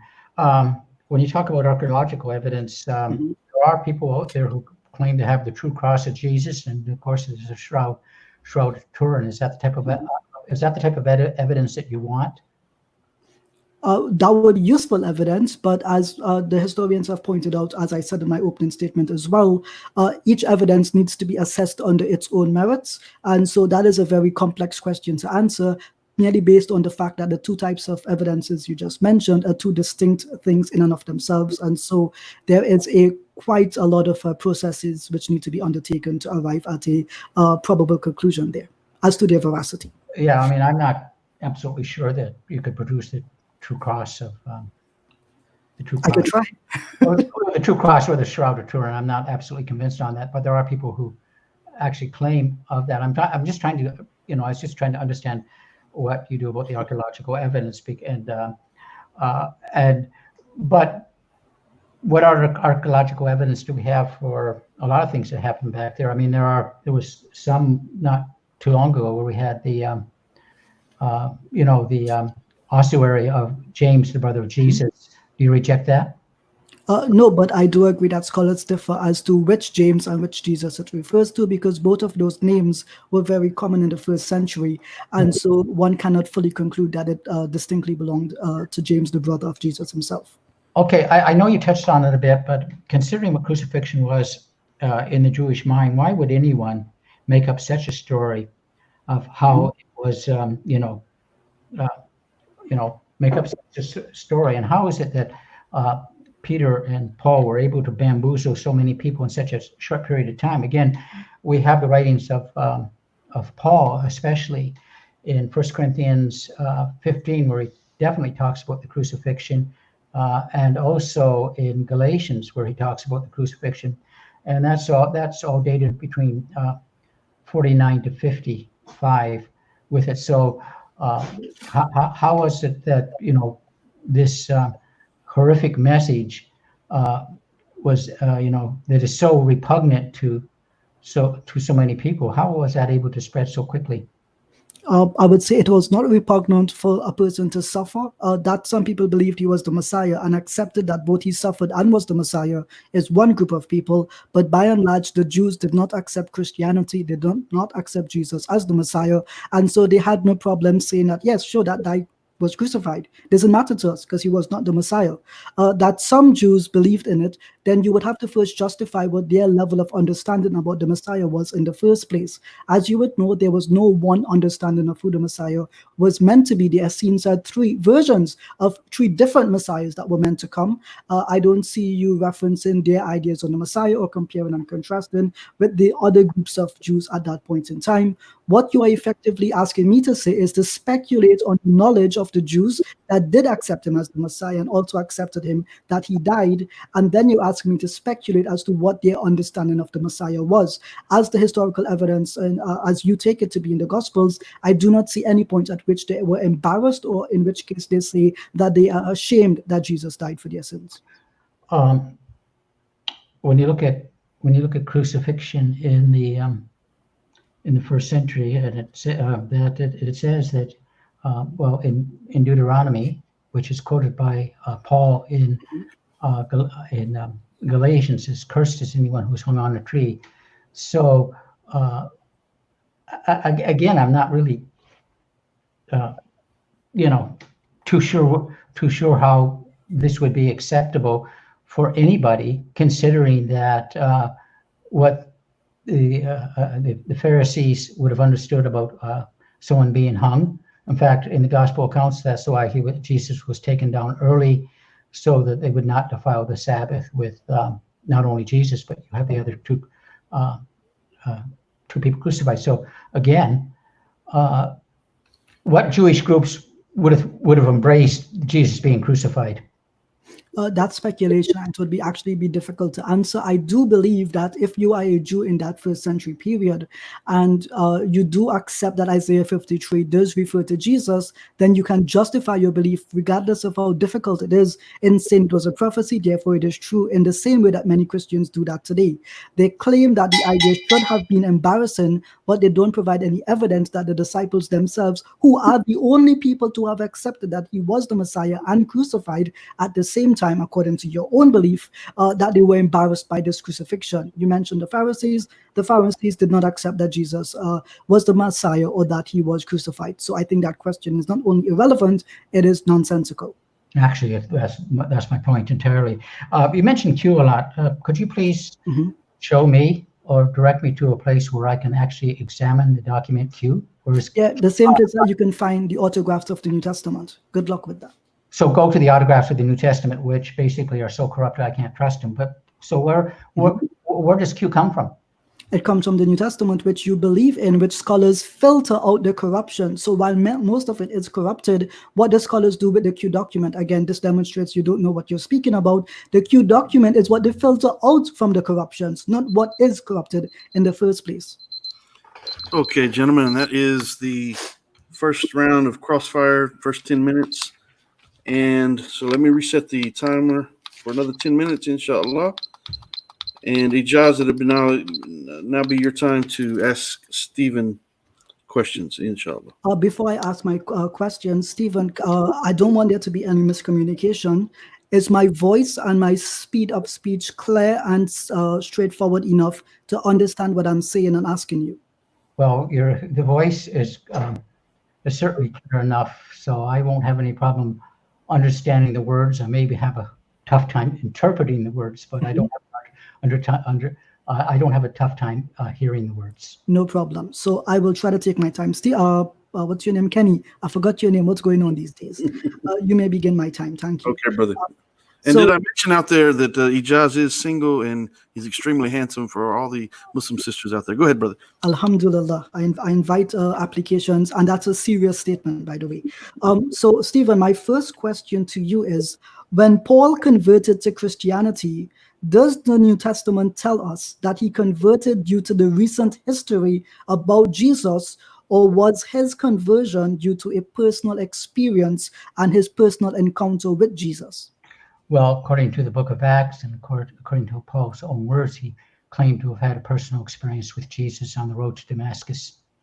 Brilliant. So the second question then, if Paul wasn't convinced or came to the faith through interacting with contemporaries, interacting with the eyewitnesses, or interacting even with people who knew the apostles, why should I be convinced when he rejected all of that and it needed actually a personal interjection for him to come to faith? Why should I accept the history when he himself did not, and he needed a personal experience to do so? Well, I think that when we talk about conversion, very often someone will have, people have used the phrase, an on the road to Damascus experience. But when we look at, especially in the book of Galatians, we talk about Paul, that he says he spent 3 years in Arabia, and most scholars believe, to my understanding, that it was with Jesus where he was being taught by the Lord. We see that also hinted at in 1 Corinthians 15, where when he speaks about, I did deliver to you that which I received, which is my understanding, a rabbinic phrase about this teaching, and that as he goes on to Jerusalem, when he goes up to Jerusalem to meet with Peter or Cephas and James, the brother of the Lord, he is instructed by them, and this is where people argue that, again in 1 Corinthians 15:3, where that Christ died according to the scriptures, he rose again according to the scriptures, that this was an early creed of the church, and if we take that Jesus was crucified in 30, that Paul was converted in 33, and then he's in Jerusalem in 36, and the early church already had believed that believed that Jesus had died by crucifixion. Okay, that has nothing to do with the question I asked. I'll ask the question again. Please try to remain on topic and answer it. I did not ask you what Paul did in the desert. I did not ask you who he met, when he met them, none of those things. What I asked you was, if the historical evidence at the time of Paul did not convince him, but that it took a personal experience with Jesus to do so, why should it convince me? Well, I mean, how does one answer? Do you want this? Basically, is for me to speculate, get in the mind of Paul. I don't know where I can. I mean, we look at basically is what Paul's experiences. He was a scholar. He was a Jewish scholar, and from the reading of the of Moses and the prophets, he came to those conclusions. It's interesting that I believe it's in the Gospel of Luke. With this, you have the story of the rich man and Lazarus, and at the end of the story is the rich man, whose some people think the name was Dives, had asked, well, send one of my brothers back, and the answer was, they have the answer from Abraham was no, they have Moses and the prophets. And and so what? The answer is, well, no. If someone were to come from the dead, they would believe. And the answer comes back again, if they do not believe Moses and the prophets, they will not believe. And that's quite frankly the reason that you don't believe, is that you've rejected reject Moses and the prophets, and that's why you don't believe. So anything that I say, or even will never make you believe. So again, that was not the question I asked. I'll ask it one more time. Please pay attention specifically to what I am asking. The historical evidence did not convince Paul. It took a personal encounter. I'm not asking to get into the mind of Paul. I'm saying, why should anyone else be convinced by the historical evidence if it did not convince Paul himself? Well, you're not convinced by the historical evidence that I brought forward. Basically, what you've done is you've presented a number of, a historical method of how to interpret the scriptures, or how to interpret what actually happened, and you've drawn your own conclusions with it. Again, it's I'm trying to answer the question to the best of my ability. So generally, it would seem as if you're unable to answer the question. I just want to point out that the question entails in it, Stephen, not what I personally believe, but the question was, if the historical evidence did not convince Paul, why should anyone else be convinced by it? In other words, I'm saying that I don't believe in historical evidence because Paul himself also was not convinced by it. My third question, do you know what social formation is? No. Okay. So I'm going to give a general definition because it's included in the question that I have to ask you. Are you familiar with Brett Kavanaugh, the Supreme Court justice that was confirmed last year? Yes. Right. So you are aware that there was a claim of rape made against him, yes? Or Yes. sexual assault, yeah? And is it the case, or is it not the case, that many Democrats and, in fact, politicians argue that he was, in fact, a sexual assaulter? Yes. But they had no evidence he was a sexual assaulter. To my understanding. Great. So social formation is when historians ask the question, why did a group of people come together in the first place? So your claim to belief would be that the disciples came together in their belief about Jesus because of the crucifixion, yes? They claim that they were eyewitnesses to the actual event. Right. So the claim that the actual event of the crucifixion happened. Yes. But I've just demonstrated to you that people can come to a belief without having first-hand evidence, and therefore using the evidence of social formation, it cannot on its own basis prove that the crucifixion happened. Thank you for that point, Stephen.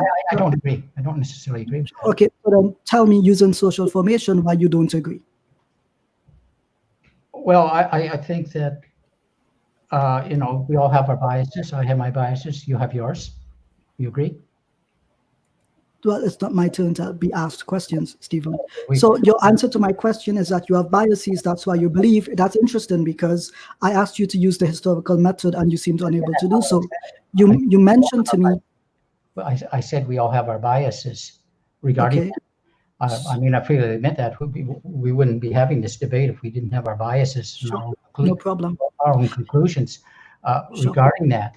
But why Paul did not believe at first was possibly he wasn't there. Gosh, the Bible doesn't tell us whether he was there or not. We don't know.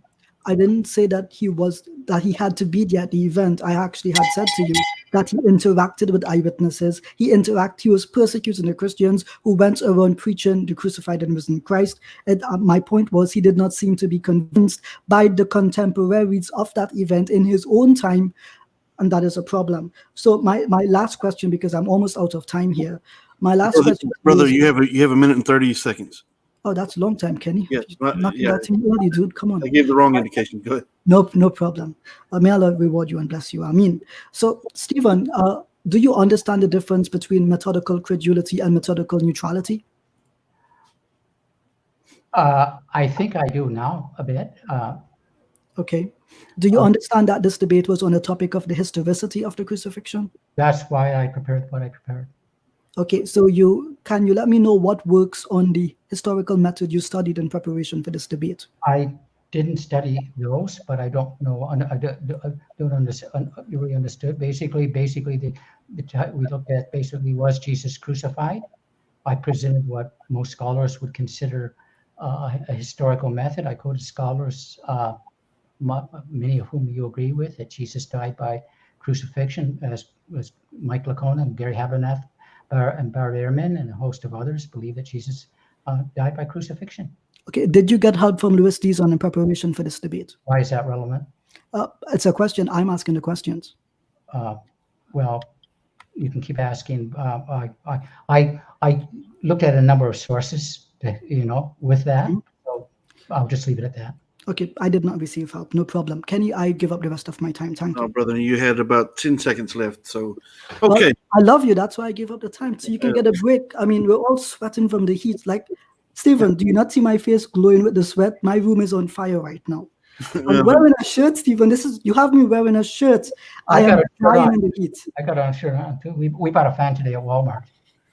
Okay, so with that being said, we have now reached the portion of the debate where we will take audience questions in the chat. If you do want to come on the platform, go ahead, brother. Isn't it conclusions first, then questions? Oh, is that what you want to do now? Okay, sure. It's 5-minute conclusions. 5-minute conclusions, absolutely. Okay, brother. Okay, so let's go to the 5-minute closing statement. Yeah, I'm just going to close. Just hold on a moment. Okay. We have been forsaken and he fled. I guess we'll just wait, God will, and give him a second. Okay, so let me make just an announcement just briefly in regards to the audience questions. We will be taking those questions from the chat. You are welcome to come to the show, to the panel rather, but it's going to be required that you do turn on your camera ahead of time. We need to be able to see who we're talking to. We're not going to allow any anonymous people on the show into the panel to ask questions live. But if you would like to do so, you would and are willing to turn on your camera, we welcome you without question. So with that being said, Brother Mukeet Khan, and if you see questions that are presented that maybe I haven't seen, please notify me. That way I can present those questions. And what we're going to try to do, inshallah, God willing, is try to go back and forth, have one person ask a question, or maybe we have both people answer the question. But we want to try to do this as fairly as possible. So we'll give Stephen a second here to come back on, inshallah. With that being said, I do want to make a couple of announcements briefly. Kenny, I'll be right back. I'm just going to put my fan back on. It died the same time Stephen left. It's magic being played here. I don't know. I'm kidding, by the way. Okay. And so with that being said, I do want to remind people that we do have Brother Shabir Ali, who will be a special guest coming soon on the show. Also, Brother Yusuf Estes will be on. Possibly Dr. Zakir Naik, believe it or not, alhamdulillah. And we have a very special individual that may be coming on. It's still in the works. He's very popular worldwide. His name is Mike. We won't say what his last name is, but Brother Marshall Gregory is working on that as we speak. So with that being said, we're just trying to buy some time and let Stephen Atkins get back to the platform. So once again, if you do have questions, begin preparing your questions for the two debaters. We're going to have the 5-minute closing statements, and then we will open it up to questions from the audience. So if you're in the chat and you have a question, please get your question ready now. And if you would like to come to the platform, we can post the link in the chat. And once again, if you come to the platform, it will be required of you that you do turn your camera on ahead of time. We need to be able to see your face. No anonymous trolls out there who are going to be coming to the show, inshallah. So, so once again, we have a lot of big things coming up. We also have Brother Adam Munchi going to be coming. He's going to be coming on. He's going to be doing some recitations of the Quran and talking about a few things. I also want to mention about the Reasons to Revert segment every Monday, where we interview or not necessarily a new revert, but a revert to Islam. Let them tell us their story about how they accepted Islam, what their religious beliefs were before Islam, and how they were introduced to Islam and what their life has been like since. So that's every good. Can I make an announcement of my own if Sure, possible? go ahead, brother. Sure, absolutely. I do want to recommend this translation of the Quran. It is by Dr. Mustafa Khatab, the Clear Quran. It's available free online on Quran.com. It is also a wonderful thematic translation. I highly recommend it. I use it every day when I code verses or write articles. It's actually really reliable. Alhamdulillah, you see, I raised it up and Kenny got one too. Yeah, I've got boxes and boxes of these that I would use for Dawah. If you're a non-Muslim and you would like a copy, inshallah, let me know. Contact me at info@kennybomer.com and I will send you a free Clear Quran, inshallah. Inshallah. And also, if you like a copy of my book, Consider Islam Disproving the Patriots of Propaganda, if you're a non-Muslim, I will send this book to you for free. Otherwise, you can get it on Amazon website. You sent me a copy of that book, and I have used it among the youth here in my community, and they loved it. They loved the ideas and the expression of the way that you conveyed in regards to what propaganda is and how people are being turned against Islam, not by direct interaction with Muslims, but rather through media propaganda. And that is why, again, today you can see we were trying to address some of the claims made about Islam by directly refuting them one-on-one. So, Brother Ken, again, thank you for this opportunity. And if I may make one announcement, tomorrow, inshallah, I will be on EF Dawah. We will be doing the second video, live stream, at, I think it's 5 p.m. Eastern Standard Time, 4 p.m. Eastern Standard Time, 10 p.m. UK time. In that case, we'll be speaking on the historicity of the Gospel of Mark. And so we have a lot more to say on this. So again, Brother Kenny, thank you for this facilitation. May Allah reward you. Ameen. Guys, Brother Kenny Bomer, subscribe to his channel, like his page on Facebook, also like my page on Facebook. Do we know if Stephen is coming? He's not in the backstage right now, so I'm not sure exactly where he's at. But yeah, so maybe we can send a message to him on Facebook or somewhere, but he's no longer on the panel. He's not backstage. If I may suggest, we give him 5 more minutes, and if he does not turn up, I don't want to speak when he's not here. Sure. So in that case, I would not give a conclusion, but I will take questions from the audience. Okay, sure. And in that way, it turns into a one-way interaction with myself and the audience. We didn't kick Stephen out, to be clear. No, absolutely not. I'm not sure exactly where he went, but we'll give him time to come back on, inshallah. Surely he wants to make a closing statement.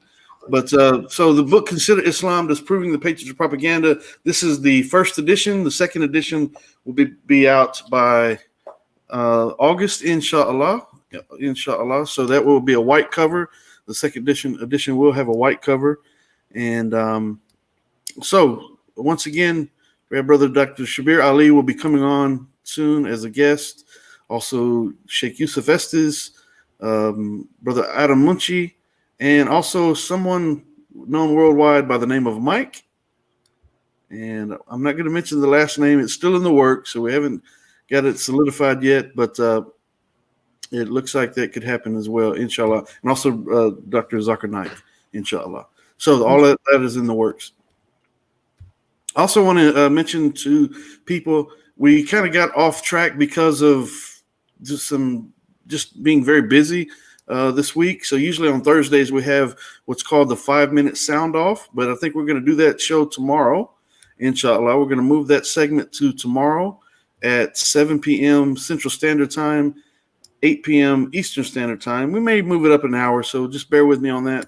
But once again, we're going to have the 5-minute sound off where you're going to be able to come to the panel. As long as you turn your camera on ahead of time, we can see your face. Come to the panel. You have 5 minutes to say anything you want to say. 5 minutes. For 5 minutes, you can come on and tell us how much you love us and how handsome Ijaz is and how smart Brother Ziad and Brother Ibn Anwar are and how long Brother Marshall Gregory's beard is and all those things. You can come on and tell us anything you want to. Tell us how much you hate us. 5 minutes straight. We're not going to interrupt you. You can say anything you want to say as long as you're not using profanity or doing anything vulgar. You're going to be immediately removed. But come on and make any statement that you want. And it can be over any topic, literally. You can come on and say anything you want to say for 5 minutes straight, 5 minutes sound off. and we will do that tomorrow, inshallah. Followed by the Monday segment, Reasons to Revert, where we do interview reverts to Islam and have them tell us their stories. And we also have the segment where we allow people to come on and ask us the most difficult questions they can muster up in the chat, or they can join the panel. Once again, they need to join by sharing their video. So Stephen is back. Yeah, what happened? I'm not sure. I thought I was talking. So where did I leave off? Okay, well, we didn't begin the 5-minute closings yet. Okay. So I don't know what happened. Yeah, I'm not sure what happened either, but I just disappeared. yeah, it's okay. It happens. It happens. So let's begin. Okay, so we'll let Stephen begin with his 5-minute closing, followed by Brother Ijaz. Once again, if you have a question that you'd like to present in the chat, if you'd like to join the panel, the requirement on the panel is you must turn your camera on ahead of time. So get your questions ready in the chat, otherwise, and we will proceed from there. Okay, let me just open this up a minute. Okay, Stephen, whenever you're ready, let me know, and then I'll start your time. Okay, just a minute. I want to look up to. Okay. Okay. I mentioned is I want to mention basically is when we look at what is really happening here, and I've already mentioned that it's looking at the criteria of embarrassment, that who would make up such a story regarding that. And what I am presenting to you basically is nothing more than a dead Jew on a stick. A look at the madness and the scandal of the cross. And I've mentioned in 1 Corinthians 15, again written 25 years after 25 years after the events, that the cross is folly to those who are perishing, but to us who are being saved is the power of God. For it is written, I will destroy the wisdom of the wise, and the discernment of the discerning I will thwart. But we preach Christ crucified, a scandal to the Jews, and it's moronic to the Gentiles. And then if we look at these verses coupled with Deuteronomy 21, or chapter 21, verses 22 and 23, what the Jewish mindset, what we've done is we've sort of sanitized crucifixion. In other words, you have pictures in the Middle Ages of Jesus with a loincloth on him, hanging on a cross, and a halo around him, and he looks more like being a little bit being put out actually than a person who was suffering. But crucifixion was a horrific thing. And in reality, Jesus, the reality is Jesus didn't have a loincloth. He was naked on a cross. His private parts were exposed. He's hanging there. And that is a scandal for anyone to suffer such a thing. And what does do it? And it's derived from basically is Deuteronomy 21, 22 and 23.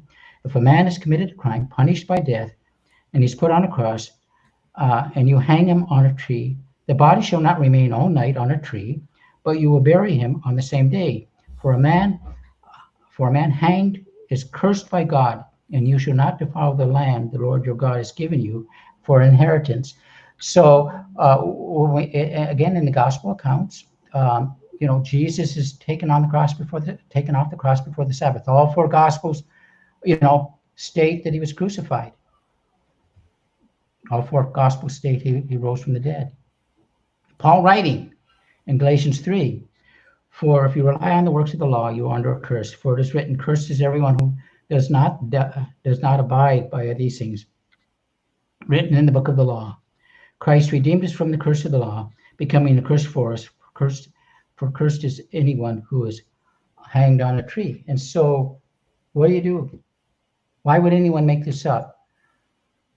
I'm a first century Paul. I come along, and I'm going to really corrupt. I'm going to really corrupt what's going on here. I'm really going to twist it to my own ends, and I present something that was an absolute scandal to the Jews, to have a crucified Messiah hung naked on a cross, and absolute foolishness to the Greeks and the Romans, because when Paul is speaking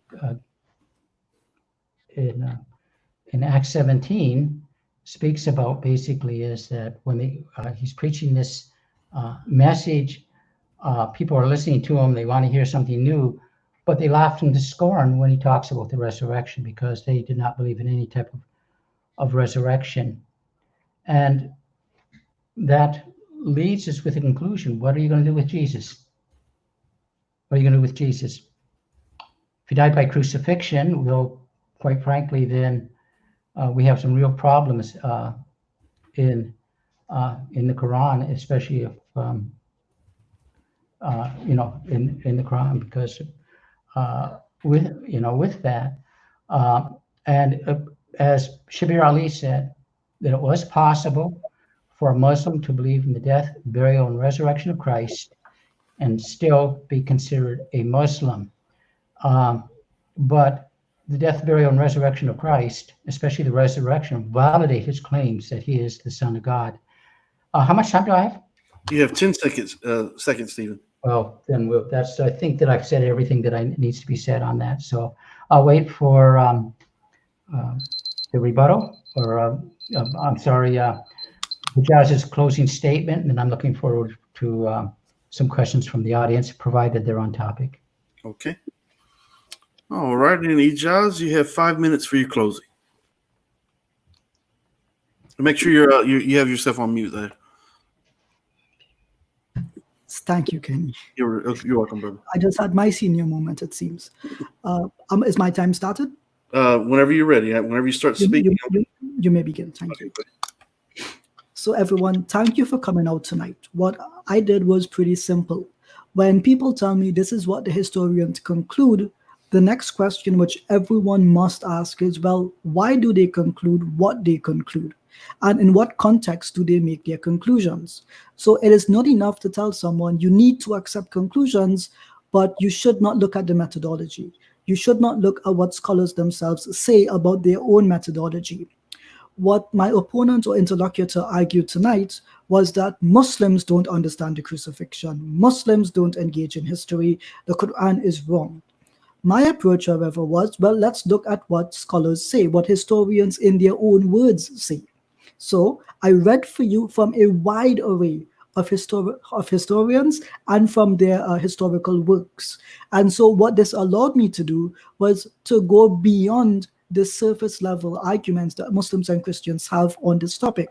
As Kenny would agree, it is our responsibility to elevate the level of argumentation. It is not sufficient to merely repeat what has already been said. So you can see that in the approach that my opponent took, it was merely to quote what scholars had concluded, but not what they entailed in their conclusions, that this was one of many probabilities. Yes, right now it is the historical consensus among historians that Jesus was more likely crucified than unlikely crucified.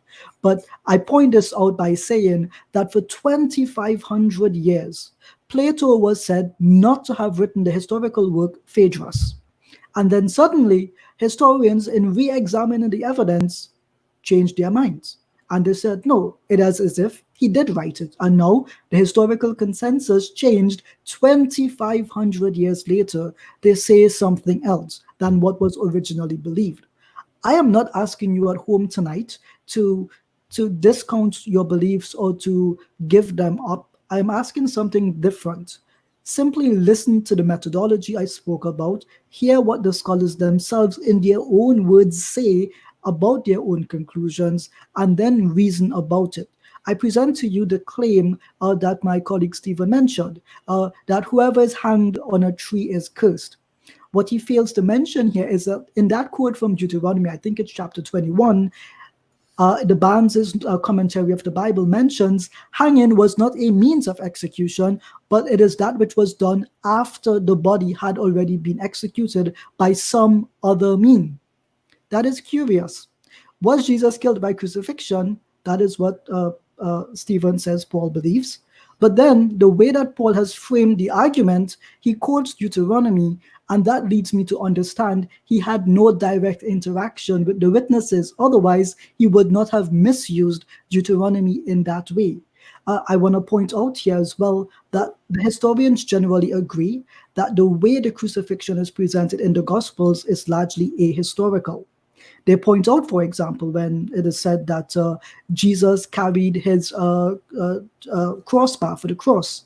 That is not historical. Rather, it is taken from a possible translation of a Latin inscription, which is of a contract, a legal contract, in which case two Latin words are used in play in the same sentence. And so it is interpolated that this is perhaps what was meant. Rather, scholars do not know the exact method of crucifixion used for Jesus, and they cannot confirm it for the Gospels themselves. Let me just quote Raymond Brown here on the crucifixion. He says, "We now come to the centerpiece of the Passion, the crucifixion itself, more often portrayed in art than any other scene in history, with great variation in the shape and position of the crosses, in how Jesus is affixed to the cross, in how he is clothed, in his expressions of anguish, etc. Yet in all comparable literature has so crucial a moment ever been phrased so briefly and uninformatively." In fact, you will read in this is actually mentioned in Gunnar Samuelson's thesis, in which he quotes Raymond Brown on what the Gospels say themselves about the crucifixion. You have historical issues where the sign is not affixed to the top of the cross if it's shaped like a T, like this, the capital T.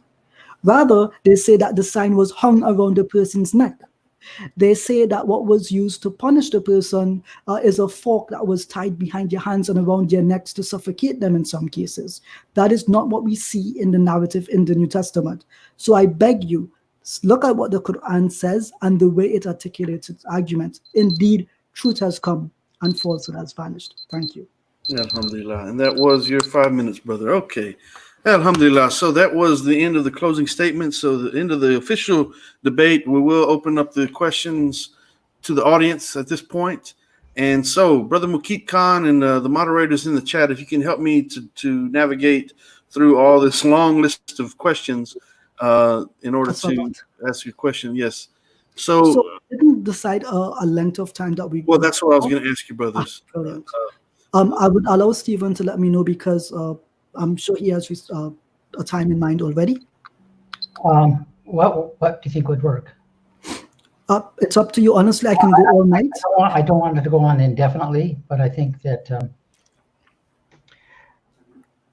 let's go for 15-minute increments. We'll do 15 and we'll see if 15 minutes. Okay. I can stay for 15 minutes, definitely. Anything beyond that, I may have to question, but God willing, I will try to go beyond that as well. 15 minutes, and then we can decide whether we want to go further. How's that? Okay, yeah. Does that work? We do have one person in the backstage, so I'm not sure if he wants to ask a question. His name is Ozair Tahir. So let me bring him on just briefly, and then we'll see if he wants to ask a question. He does have his camera on. Once again, if you're in the chat and you want to ask a question, you must come and be willing to turn your camera on. If you're not willing to turn your camera on ahead of time, you will not be allowed to ask a question live. But otherwise, please get your questions ready in the chat, and I will try to get to those after we bring Ozair on. So, Ozair, assalamu alaikum. Welcome to the show. Do you have a question for the debaters? Yeah. Okay. Let me set the parameters for the questions. If you join the panel, inshallah, take about 1 minute to ask your question. But once again, this is not a debate between the people from the audience and the debaters. Just simply ask a question. Don't make any particular statement, and just allow them to answer the question. And if it's for both debaters, please make that clear. So this question kind of pertains more to Stefan. So kind of just watching the debate and getting it all in, it seems that coming from my perspective, as a Muslim, right, how can we, because obviously appealing to the New Testament, given its credible historical credibility is, coming from a Muslim's perspective, it's not very as high or as what we'd want it to be. So I guess, what extra biblical sources are there, or can Muslims or historians appeal to, which kind of show the crucifixion, which you think are actually extremely useful, extra biblical, that is? Well, I mean, that's actually that's a great question. First of all, when we look at, and this is where Ijaz and I differ, but he did acknowledge that the primary sources, primary arguments do come from the New Testament. Most people reject the New Testament because it is not only a historical document, it's also a religious document, if I can use those words. And where people began to really reject that was during the Enlightenment, where basically that the only thing we can know is things that we can see. And so I'm not having a debate with an atheist. I presume that you're not an atheist. You believe there is a God. You believe that this God has communicated to the prophets regarding that. But going just beyond that, and so I would say there's truth in the New Testament regarding that. That's my primary foundation. However, when we look at the other things, I quoted Josephus, I quoted Tacitus, I mentioned Lucius and Suetonius, but and they all affirm that there was a person called Jesus. Regarding that, there is no, the only people that actually reject that Jesus actually lived are mythicists, people that believe that Jesus did not even exist in time and history. Does that answer your question? Yeah. Okay. All right, brother. Thank you, brother Ozer. So I get the opportunity to answer the question, respond to. So just to briefly say, yeah, most historians do go to the 2nd century sources. I do need to point out that they don't do so blindly. They actually look at them critically. John Myers, in his book Imaginal Jew, breaks down the multiple versions of Josephus's work and the different levels of emendation in them. I do need to point out, contrary to what my friend Stephen did say, it's that Origen did mention that the spiritual truth that is of the Gospels are contained within the material falsehood, that they speak of one thing happening in one place when it actually happened in another. So I just want to point out that, yeah, there are emendations to the documents which do exist, but all they testify to is to the fact that Christ did exist and that other people were aware of this fact almost a century later. As to whether or not they can be used as a primary determinant, scholars actually debate this quite significantly, and the term that they use is that the historians in the 2nd century can be indicative of Christ's existence, but not determinative as to what he himself did, believed, or said. Thank you. Okay, and brother Ozer, thank you for that question, brother. Thank you. Great question, by the way. Assalamu alaikum. Awesome. Okay, so I believe the next person that was on was the brother in the right-hand corner, the lower right-hand corner. Yes, assalamu alaikum, brother. I can't see the text; it's too small for my eyes. Stephen Tilley. What is his name? Stephen Tilley. Stephen Tilley. Okay, Stephen. Really, Ijaz? You had to throw me out there like that. Okay, Stephen, you have a question? Yeah, my question is particular to Ijaz. Correct me if I'm wrong, but you said that as a Muslim, you deny that Jesus died on the cross, but you acknowledge that the historical analysis raised the probability was high that he did die on the cross. So my question would be, what is the historical analysis probability on the events as narrated in the Quran of Jesus' crucifixion? Okay, thank you for your question, Stephen. So what I actually said was that the principle of continuity, that scholars look for repeating events or acts throughout history that allow them to build upon generalizations. In this case, when it comes to the death of Christ, it's nothing special, particularly because he was just one among many other Jews who were crucified, allegedly, at that point in time. if I understand your question correctly, historians generally base their claim on the earlier source as opposed to the later one. And so secularly, the New Testament would come previous to the Quran, and in that case, they would always give precedence to the New Testament. And in this case, because of the New Testament, the probability would be greater for the crucifixion than less. That is not to say that theologians cannot take into consideration that God can reveal a message at any time and that he can confirm that someone did not die. You are right in saying that I am not an atheist. I am a Muslim, alhamdulillah, but I do have to navigate this territory with some level of precision and nuance. Thank you for your question, Stephen. Good question. Okay, thank you, Stephen. And Stephen Atkins, would you like to respond to that? Yeah, I mean, it comes across that it's incredible that Ijaz acknowledges that the probability that Jesus was crucified is greater than the probability that he wasn't. So again, I'm asking, why are we having this? Why are we doing this? Because again, the title of the debate was Jesus crucified? Regarding that. So that's I don't think I have anything more to say on that. So okay. So Stephen Tilley, thank you for joining the platform. Question. And we'll welcome you to come back again, inshallah, God willing. So let's go to 1407 Saint. Make sure you're unmuted on your side. Okay, there you go. So welcome to the show, and you're free to ask your question. Go ahead. Assalamu alaikum. Can you hear me? Yes, brother. Yep, I can hear you. Okay, good. Just to ask the historical reliability of a document when you have acknowledged changes and addition to that document. Is it historically reliable to rely on that document? Who has a question too? I guess both of you. us. Yes. If you go first, I'll try to. Okay, I'll take all the pleasure. Thank you for your question, brother. 1407 Saint. Odd name, but may Allah reward you for that. I assume you're using your Hijri birthday there. To answer the question, yes, so most scholars would actually agree that the New Testament is filled with historical inaccuracies.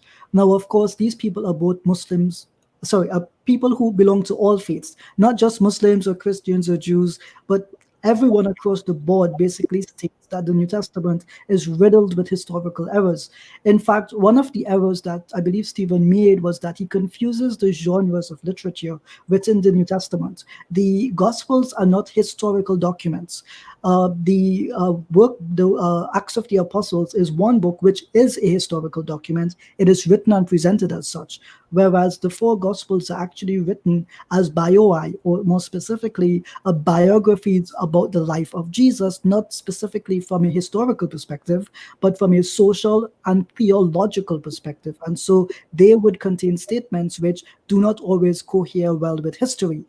There are some places that we can see this, and as I mentioned, almost everything related to the crucifixion event is almost considered inaccurate when it comes to the New Testament. I mentioned the shape of the cross. I mentioned the sign on the cross. I mentioned the bearing the cross, the cross beam for the cross. I mentioned all of these things simply to say that when it comes to the New Testament's veracity and validity, scholars use it to indicate to what was possible, but they don't use it to be a determinant primarily. I pray that answers the question, brother 1407 Saint. Okay, I just wanted to talk about these so-called inaccuracies. When you look at the New Testament, first of all, we have to, and I agree that the four Gospels are biographical in nature, but a bit of a caveat on that, but biographical in nature, but they're written to a contemporary audience. And so if I were writing, like my granddaughter is talking about, is reading Great Expectations, and Great Expectations was written about 150 years ago. They're talking about things that were common to the people, and they would have understood, like a blacksmith. They're not describing exactly what the size of the hammer was and what the anvil looked like and what the forge looked like, because that was assumed. And so when Ijaz was bringing up, well, was it a tea or was it a steak or was it like the traditional crosses? That's not necessary because most people would have understood there were various means of crucifixion. But the point is, all four Gospels say that Jesus was crucified. End of story. Not one Gospel says that he wasn't. All affirm the crucifixion. Okay. Okay. Okay. Well, Okay, so brother 1407 saying assalamu alaikum to you, brother. Thank you for coming on to ask the question. You're welcome to join the show anytime you like, inshallah. Okay, so I do see one question in the chat that it looks like it's a question directed to Ijaz. I'm going to post it up, and it's from Stephen Lewis, and it says, Surah 157, Surah 4, Ayah 157 says that it was made to appear to them. Then why are you challenging the history of it, as it seems contradictory to ask if anyone would be an eyewitness, being that the Quran says there are eyewitnesses? I'm not sure I understand the question. I'm not quite sure I understand that question either. It's I would ask Stephen Lewis to maybe re-articulate the question, and we will answer it, God willing. Inshallah. Okay. Yeah. Okay. So we'll try to get back to that question. Let me see if I see another. May I respond briefly to that? Oh, good. If you understood it. The thing is, I think I understood the question. Basically, is that when it says it appeared to them, well, if it says it appeared to them, they assume that there were eyewitnesses to this event. Okay. So if I would respond to that, that would not seem to be the case at all, because the Quran does not indicate a time in which it appeared to them is when it appeared to them. I think that would be eisegesis reading into the text to give it a time period when the text itself does not do so. Okay, so here's another question. It says, why is the substitution theory more prevalent among classical exegesis of Quran among the scholars, despite very weak or almost non-existent historical evidence? So I guess I'll take the jump at this one, unless Stephen wants to go first. No, but generally speaking, the early Quranic commentators used what we would call Israeliyat. And so they would take the statements of Jews and Christians into consideration when they would write their commentaries. That is not to say that Muslims have an obligation to accept them, or that Muslims have a duty to preach those same interpretations. Rather, it is we take the Quran as the word of God, and we use commentary as aids to understanding, but not as determinants as to what the Quran itself says. What is clear is that the Quran in its own words says that Christ was not crucified, full stop. It does have the statement, it was made to appear so to them. And personally, I take this to mean that the narratives coalesced into a historical tradition, in the same way as I mentioned Brett Kavanaugh and the sexual assault allegation related to him. Something can start in one way and end another. People can passionately believe something that they did not witness themselves, and this has happened throughout early Christianity. I make it a point to mention that basically we don't have any eyewitnesses for the gospel accounts, and in fact it is Papias who mentions that when he interacted with hearers of the apostles, that he did anacresis with them. He asked them questions, that is, on surface questions, not deep interrogatory questions. So I would say that the Quran answers this clearly by saying that they operate on nothing but assumption, and that seems to be the case by the very words that the earliest Christians used. Okay. I'm sorry, when Ijaz says there were no eyewitnesses, he is just simply wrong. In the Gospel of John, you basically have, John with his mother Mary, regarding that. And Luke, though he was not certainly an eyewitness to it. He did the historical research. He was talking to people who were eyewitnesses. You have basically you have the Gospel of Mark, and Mark was the secretary or a companion of Peter, and so he would have gotten firsthand knowledge regarding that. Peter, yes, did indeed run away, but there is basically when we look at basically Peter saying that testifies that Jesus indeed was crucified. Okay, does that mean 15 minutes out? Yes, that's the 15-minute mark. See, Brother Hamza is in the backstage. Do you brothers want to continue? Is it the ginger one? It's the ginger one. Salam alaikum, Habibi. How are you? Assalamu alaikum, Brother Hamza. This is the first time. We're going to go. Brother Hamza, this is the first time I've got to speak directly to you. So, assalamu alaikum, brother. I've watched Walaikum assalam, my brother. MashaAllah.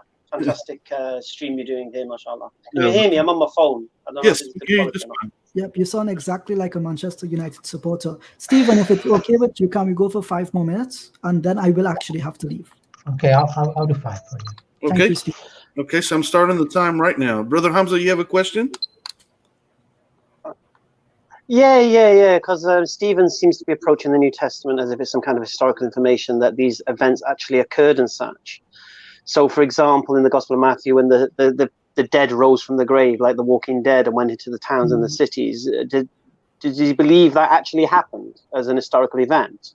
Or does he believe that the author was just embellishing and making up this kind of story? And if he does believe it happened, why would Jesus rising from the dead be so remarkable if all these saints have just risen from the dead?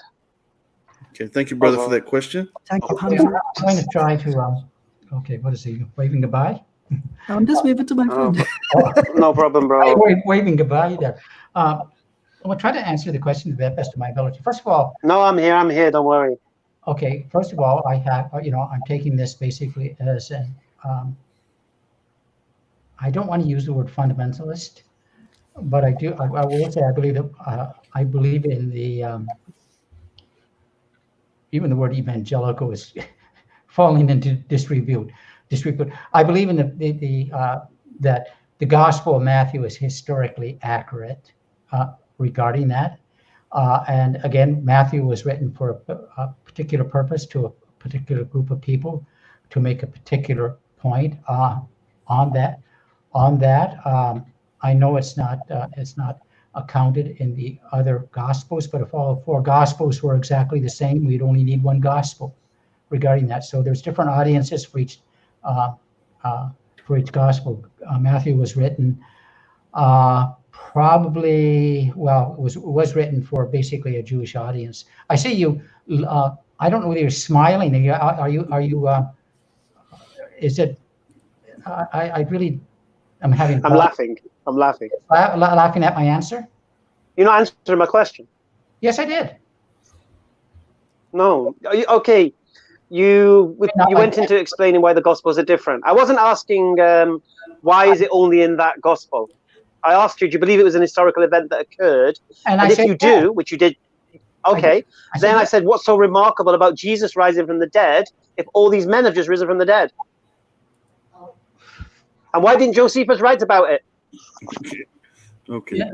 Okay. Thank you, Brother Hamza, for your question. Unfortunately, we can only ask 1 question. Okay. So, You want to give that a stop, Stephen? So, Stephen, you can just stay focused on the original question if you want to. And I answered the original question. Okay, sure. I try to put the question in its context. I tried to frame it, and I answered this question. He asked, "Do I believe that it historically happened?" And I said yes. And when we talk about that, it says that believe in 1 Corinthians 15 later on, it talks about Jesus being the first fruit. I really have to say something about this. You're looking at me like I'm some type of ridiculous person. Let's look at this. I'm not stupid. Thank you, Brother Hamza. Assalamu alaikum. Inshallah, I'll see you tomorrow. Thank you for your question. So Stephen, we certainly wasn't trying to make you feel. I wasn't. I don't think Brother. I'm not saying you were, but yeah. Hamza was. I mean, I'm not stupid. And no one's saying that, Stephen. Please, when you saw this, it wasn't basically, hey, I think you're wrong or something like that. That's acceptable, but it's not acceptable to sit there and have this Cheshire cat grin and be laughing at me like I'm some type of like I'm ridiculous. If you think I'm ridiculous, then why did you invite me to come in the first place? We're not on Hamza's program, we're on Kenny's. Yeah, no, I don't think you're ridiculous, brother. Yeah, It's Stephen, it's not a problem. These things, like the comments have been like mean towards me as well, but I don't like take it personal. No, neither one of you, neither one of you have have indicated that to me, but this person did. And when I spot it, I'm going to point it out. no, it's okay. Thank you, Stephen. So I would, in my response to that question, in terms of historicity, right, I find it strange that, Muslims are criticized for believing in things which cannot be historically verified using the current methods. But at the same time, the Christian can take it by and large, whatever he wants to believe, even if it cannot be historically verified. There seems to me to be some level of a double standard in there, an inherent bias. Personally, I would have no problem if the saints in Matthew story was true. That would not bother me in the least. In the same way that God can save Christ, he can equally save, or as a sign of having saved Christ, raise people as a sign of God's mercy. That for me is not a problem. In regards to its historicity, it is a problem when we do apply the historical method, which is why if we are being consistent in our methods, I think Stephen would have been good to say, I as a Christian accept that the story is true, but historically it cannot be validated or verified. But I hope, God willing, that does answer the question. Unfortunately, Kenny, I think that took us more than 5 to 6 minutes. Yeah, that was at the 5-minute mark. Yes, absolutely. Okay, so unless you brothers want to keep going, there are other questions. I got to run, but I want to say something to Stephen really quickly, which is, Stephen, I've known you for 4 years. Yes, you are a nice gentleman in person. We hug. Let me expose Stephen Atkins right now. He hugs me when we meet each other. Isn't that right, Stephen? Yes, but I'll make sure I've got the Wuhan flu, and then I'll give you a big hug. A hug and a kiss, I hope. God willing. Both cheeks. Right. Okay. All right, guys. Thank you very much for having me on. I do appreciate that this event went smoothly, alhamdulillah. And Stephen, you were a gentleman in the debate. May God reward you for your patience with me. I know that I'm not a very easy person to have patience with, and I do pray and hope that we can have this opportunity again, God willing. Thank you for having me. Have Thank a good you, night. Brother Ijaz. Assalamu alaikum. Okay, Kenny, I'll stay another 5 minutes or so. Okay, sure, absolutely. And yes, I want to be clear. I have absolutely no problem with any questions that are asked, provided I see that they're asked in sincerity. And I. Oh, you saying you welcome 5 more minutes worth of questions? You're saying? Yeah, I'll welcome. Okay. Okay. With the caveat that the questions are asked. Sure. Okay, so Brother Mustafa. Looks like Brother Mustafa. I was going to post his question, but he's actually going to join the panel. So you are familiar with Brother Mustafa. Brother Mustafa. I think Mustafa and I go back a long way too. Yeah. So I think I'm going to let Mustafa in because without his camera on, and I'm not trying to be unfair, but I know this is Brother Mustafa. He's a member of the panel, a member of the show. So I trust the brother. Assalamu alaikum, brother. Wa alaikum salam. Hello, Brother Kenny and Brother Stephen. Yeah, long time no see. Long time. Yeah, well, we was on our Zoom show last night, right? Yeah, just for a few seconds. Yeah. Thank you, Brother Kenny, for your show. Jazakallah khair. Alhamdulillah. And thank you, Stephen. Right, Stephen, I had a question regarding and the post was up as well, but I'll elaborate more. According to the Jewish tradition, which is found in the oral tradition, the Mishnah, the Talmud, we are told that a court trial, Sanhedrin court trial, cannot take place during the evening or at night time. This is forbidden, according to the Talmud. According to the Mishnah, the accused cannot have a private conversation with the high priest. That's according to the Mishnah again. And according to the Talmud, Sanhedrin 32a, I believe, I'll put the references. It's a court cannot judge by giving the capital punishment during the evening. It has to be done during the morning, before the before an animal sacrifice in the morning. Now, according to your Gospels, Jesus was supposed to have been trialed, had a secret conversation with the high priest Annas, and he was also given the punishment during the evening. Does that not go against the Jewish traditions which the Jews were abiding by, especially the members of Sanhedrin? Bear in mind, according to the Gospel of John, the members of Sanhedrin went to the house of the high priest. And we know by consensus that there's up to 71 members of Sanhedrin. So are we to believe that 71 members of Sanhedrin, they all went during the evening to the high priest? That was the Friday. They went, was it? They would have gone to the high priest and they would have had a discussion with him, knowing his Sabbath is around the corner. They have better things to do. Brother Mustafa, what can you summarize your question for him? Yeah, so is that historically possible? Does that not historically cause a problem that the Jews would not do something which goes against the laws and regulation, but the gospel claim it did happen? Okay, first of all, I'm going to try to sift through all that I heard regarding that. If you look at the gospel accounts, first of all, it doesn't say that this was a private trial. It seems like it was you have in the Gospel of Mark, they were bringing witnesses in and they couldn't get their story straight regarding that.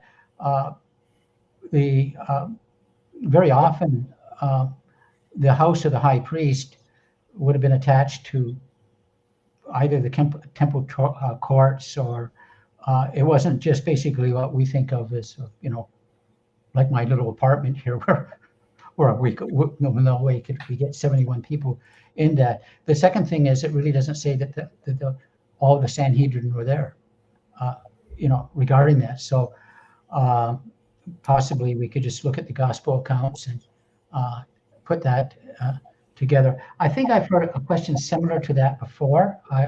I would have it to expand on the answer a bit more. I would probably have to look a little bit more at. Okay, and so Stephen Atkins, we have about 1 minute and 30 seconds left. I said a new 5 minutes. Do you want to take another question? I have Brother Faisal that is in the backstage. I can bring him on unless you're ready to end it. No, I'll do another question. Okay, all right. So, Brother Faisal, assalamu alaikum. And once again, let me repeat. So, Brother Faisal and Brother Mustafa are part of the show with Consider This TV. So, I know who these brothers are. And this is why I'm letting them on without their camera, because I trust these brothers. So, please keep that in mind. I'm not trying to be unfair to anyone. I just simply know these brothers. Assalamu alaikum, Brother Faisal. Wa alaikum salam, Brother Kenny. How are you, my brother? You okay? Alhamdulillah. I'm doing great. Doing great. Mashallah. Hi, Stephen. How are you, brother? You okay? I'm doing well, thank you. Fantastic. Just a quick question, Stephen. If you were around at the time of Jesus, peace be upon him, would you have allowed him, if you had the means, would you have allowed him to be crucified? Because if you say yes, then theoretically, then you're allowing a sinful man who obeyed God, who worshipped God, to die. Or if you say, no, I wouldn't have saved him, then how would you then be? How would your salvation then arise if you said no? Well, I think the only way to answer that question is because it does, as Ijaz said, quite a hypothetical question, and hypothetical questions are really, I mean, it's sort of a damned if you do and damned if you don't, a type of thing. But if we look at the gospel accounts and look at from their perspective, is that when Jesus was going up to Jerusalem, he was telling the disciples he was going to be crucified, and they were trying, no,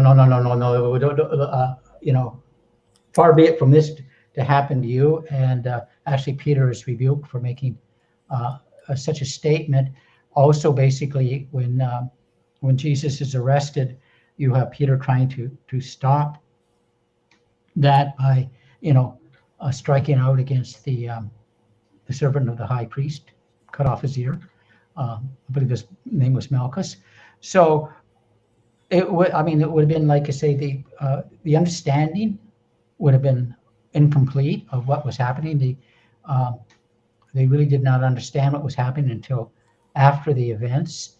And you see in the Gospel of Luke, in chapter 24, on the road to Emmaus, that Jesus has to open up the scriptures to them. And so there's at least some sort of post-resurrection teachings clarifying the beliefs of the disciples. So I can't answer that question beyond what I've said, but it's something that we sort of, wrestle with. And I honestly say, you know what? I mean, I just can't answer it. Okay. Thank you very much. I appreciate that. I hope it helps. Yeah. And thank you, brother. Yeah, thank you very much, Steve. So, Brother Brother Ziad, I see Brother Ziad and Brother Marshall Gregory. I don't know if you brothers have a question for Stephen, and if Stephen has time, if you continue to answer. Yeah, I got one quick question for Stephen. Okay. It's a two-part question. Do you accept that disciple John wrote the book of John in the Bible? Yes. Okay. It's generally accepted the Christian tradition that Jesus ministered for about 3 years prior to his death in 330 AD, making John 24 years old at the start of the ministry. Probably the youngest apostle, often claimed. The book of John in the Bible was written between 90 and 10 AD. That will make John 114 to 124 years old. John died at the age of 93, 94. How did a dead man write a book? Well, first of all, you have a false assumption. You're assuming that I believe that John was written after 70 AD. I hold to a very early writings of the Gospel of John. In fact, I believe all the Gospels were, in all likelihood, written before 70 AD. And if you look at one of the verses, and I actually had this discussion with Shabir Ali about 10 years ago, in a debate he had with James White on the crucifixion. In John chapter 5, where you have the healing of the man at Bethsaida. And there's a phrase that says, now there is in Jerusalem this pool, and it describes it. So when you read through the Gospel of John, historically, it seems that, just surface reading, that the Jerusalem was still standing. So if we had time, possibly we could have a debate sometime in the future, or discussion sometime in the future, is how early were the Gospels written. And I would, it is from my own personal study, that all the Gospels were written before 70. In fact, I do not hold to what is popular to that Mark was first. I believe that Matthew was first. Okay, what year was the book of John written then to your scholar?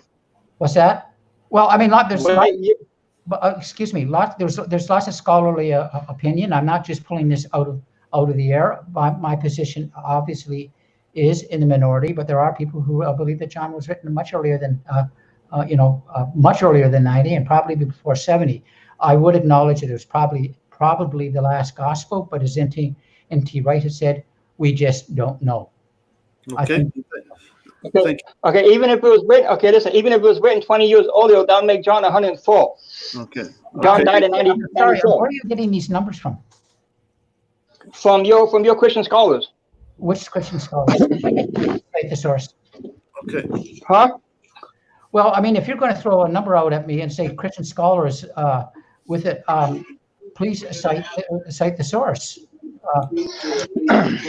Okay. Basically, not really on topic, but I'll okay. Okay. So no, let's clarify this. Okay. 24. If you're saying that John was 24 years old when? Was he 24? 24 when. Oh, sorry about that. I'm getting a lot of feedback. Okay. Scholars say that John was 24 when Jesus started his ministry. Yes. Okay. Okay, so he's 24 and 30 AD. So it means he was, what? 27. 27. No, you just said 24. 23. Okay, according to the Bible, Jesus ministered for how many years? 3 years, right? Yes. Okay, so it'd be 27. Yes. Okay, 24 plus 3, 27. Yes. Okay, so that'll make him That make it between 114 and 124 years old. I told you I do not believe that John was written in 90 AD. Even What year was it? I'm sorry. What year was it written? What year was it written? You need to be quiet for a minute so I can answer the question. Okay. You've asked me a question. I'm going to try to answer it to the best of my ability. If you don't like the answer, there's nothing I can do about it. According to you, you said that that John was 24 years old in 30 AD. That he was 27 years old when Jesus died, and then you said that he wrote the Gospel of John in 90 AD, which I told you I don't hold to. I believe it was written much earlier. However, if we go with the numbers that you gave, that would mean that John was still under 90 when he wrote the Gospel. An old man. So where do you get the number 124? It's simple math, so. How is math? If someone is born around 480, okay, and around 4 or 5, you agree with that? Let me ask you a question. What? No, let me finish this because this is. Yeah, I was saying was getting what year do you claim John was born? Approximately. It doesn't have to be exact. Approximately. Oh, I mean. Yeah, I'm asking. What?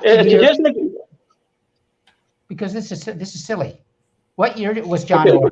It said, okay, listen. Okay, generally accepted Christian tradition that Jesus ministered for about 3 years prior to John's death. Exactly. 330 AD. Okay, so man, it's only 3 years older than 24. It'll be 27, right? Yes. Okay, and most of the Christian scholars say the Book of John is written between 90 and 100 AD. And what did I say? What did you listen to my answer? Yes, I did. Every scholar I've seen said from 70 to 90. Even if it was 70, that'll make John 104 years old. Okay, folks. Did you say 140 years old? 104. 104. Okay. How do you take if you take that? Okay, if you take that. Let's go with your numbers. Okay. You said that. What's 70? What's 70 plus 34? What? I mean, what's 70 plus 27? 107 then. How do you get? You're not listening to a word I'm saying. Kenny. Yes, sir. Okay. I'll talk to you. Okay. Now he said that the Gospel of John was written around 90. All right. I don't necessarily hold to that, but for the sake of the argument, let's say that John was written around 90. Okay. If John was born around 4 AD, making him about 24, 25 when Jesus began his ministry, and the ministry was 3 years. We come up to about, as he said, 27, 28 years of age. All right. So if you go from 30 to 90, that's 60. 60 and 24 is 84, 85 years of age, not 104. So how did you come up with those numbers? Easy. You're not doing the math correctly. Okay. Kenny, do you want to tell me how I'm not doing the math correctly, please? Yeah, I'm confused myself about this whole ordeal, to be quite honest. Okay, okay, next question. Let's go on. Okay, so Brother Ziad, do you have a question? And maybe you've listened to the math, and maybe you have a better explanation. Or I haven't studied this theory. First of all, I'd like to say hello to our brother Stephen. Thank you for coming. I really enjoyed listening to the debate, even though unfortunately I didn't listen to the beginning of it because I was very busy working. Anyway, I do have a question regarding the New Testament, which of course Christian scholars and Christians, not just scholars, take as the word of God, and they go by it. There is something very interesting in this New Testament. It says on multiple occasions, I'm just gonna quote one, that Jesus Christ indeed was, peace be upon him, he was saved from the cross because he was very obedient to God. If you read Hebrews chapter 5, verse 7, it says that God actually saved him from death. How would you deal with that? With all due respect, of course. Okay, thank you. Thank you. Thank you. It's a good question. I appreciate. Thank you for that question, brothers. Yeah. Thank you so much, because it's a great question. I appreciate with the sincerity the question was asked in. But I need to ask you a couple questions before I go on. Have you read the book of Hebrews? All of it? Yes, of course. What is the main theme of the book of Hebrews? Hang on. Just the main theme. Don't have to be a detailed exposition of it. Well, the book of Hebrews, first of all, it's unknown. It's unknown author. I'm asking what the theme is. The theme is about the alleged. The theme of Hebrews is about the alleged historicity of what happened to Jesus, as well as misquotations from the book of Psalms. Well, I would love to go, if we had the time, I'd love to go with you, but the theme of, but basically, as we read through the book of Hebrews, is definitely teaching that Jesus was crucified. So in regards to, Hebrews 5:7, to be rescued from death, it's not, because as I said, time and time again, the book of Hebrews talks about Jesus being crucified, but if I'm raised on the third day, I'm certainly rescued from death. Regarding that, I think if we look at the context of Hebrews chapter 5, it's quite clear what is happening there. That's a common Muslim argument, and I think it's unfortunately one of the poorer Muslim arguments regarding that. You can't just say, piecemeal the book of Hebrews and pick and choose. When reading any New Testament book, there is basically a theme that the writer is trying to get across. In the book of Hebrews was probably one of the later books written. I think it would be before 70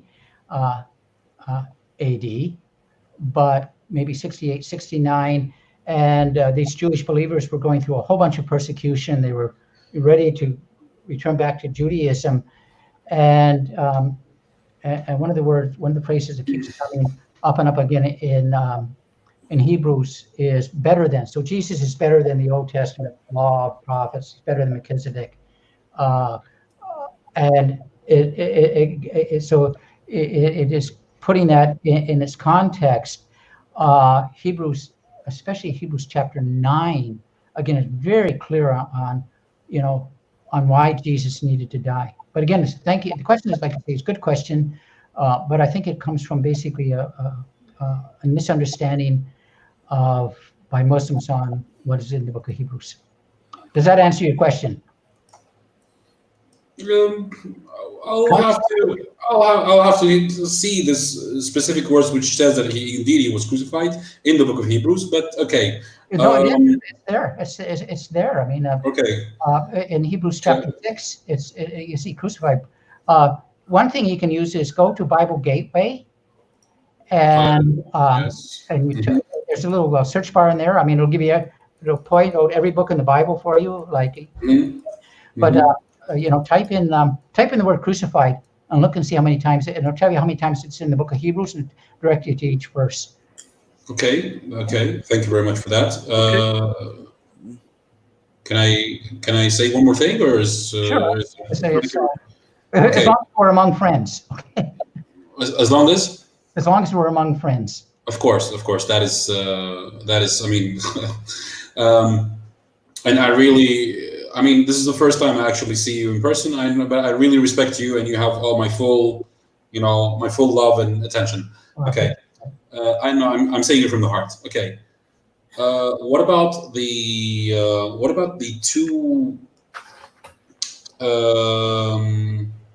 two statements given by Prophet Jesus, peace be upon him? One is in the Gospel according to Matthew, the other is in the Gospel according to Luke, in which he gives a prophecy that he will not die on the cross. Could you cite First, okay, yes, of course. The first prophecy is from the Gospel according to Matthew chapter 12, verses 38 to 40, in which they say to him, the Jews, because they were always harassing him, we know that historically, they say, "Oh, Rabbi, oh, teacher, we want to see a sign from you." Of course, they were making fun of him. He says, "You evil and adulterous generation, you seeketh after a sign. No sign shall come unto thee except for the sign of Jonah." And then he says, "In the same way, just like Jonah was 3 days and 3 nights in the belly of the whale, so shall the Son of Man remain 3 days and 3 nights in the heart of the earth." If we read the book of Jonah, which is only a page and a half, it will only take you 3 to 4 minutes maximum. The greatest miracle of Jonah was that he survived the storm, he survived the whale, and in the end, he remained alive inside the belly of the whale. And thus his miracle was that he was alive. Okay. So Jesus is saying just what happened to Jonah. He's telling them, forget about everything. What happened to Jonah will happen to me. Okay. That's point number 1. Point number 2, the second prophecy, which is very clear in the in the Gospel according to Luke, chapter 13, verse 33. He says to his disciples, "I must continue I will continue my going back and forth because today, tomorrow, and the day after that, because no prophet can die outside of Jerusalem." Okay. So here comes my question: where is the cross at Calvary? And the answer is, that was a rhetorical question, excuse me.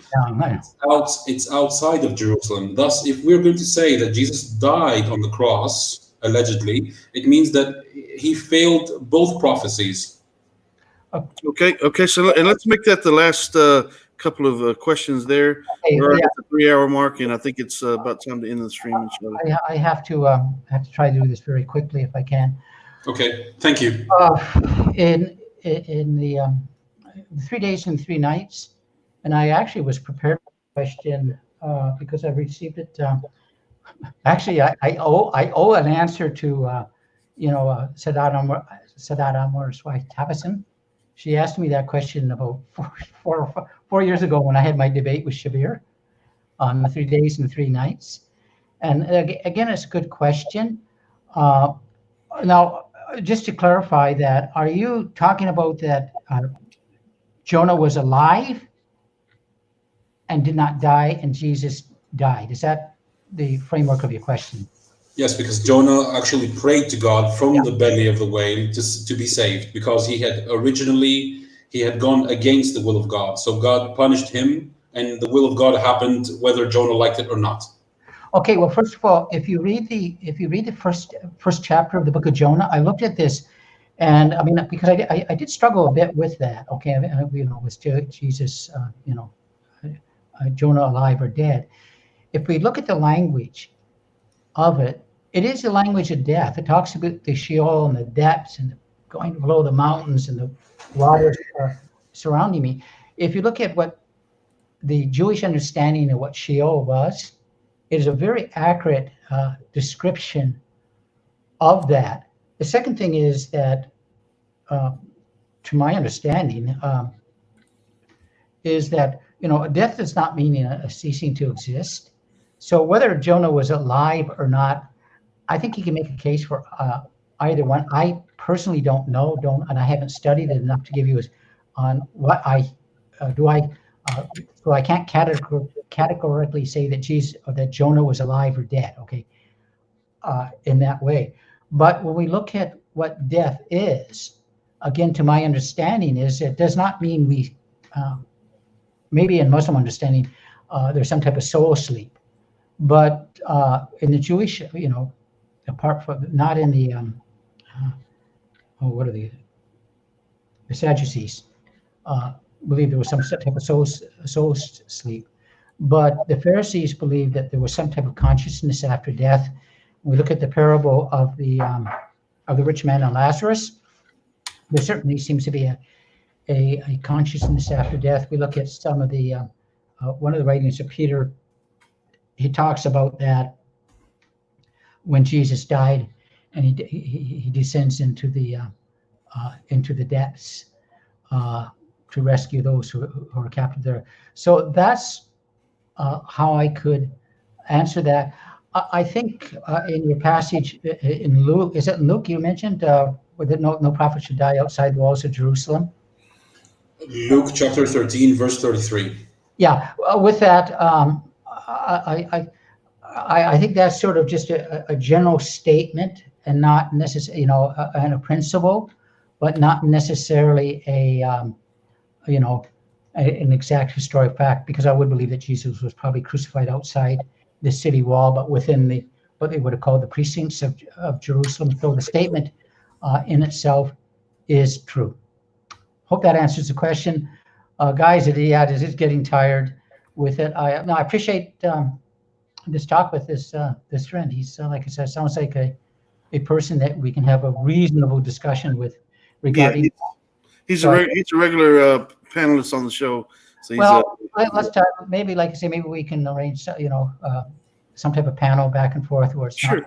Not. Thank you. Sure, absolutely. Okay. When we can have it like this, I don't have a problem. Sure. With that, because I do think that it has to be, and that's why I really was upset with that one individual, not the guy with the numbers, because that was just plain. I just personally didn't understand that, but I think there has to be a mutual respect one for another. And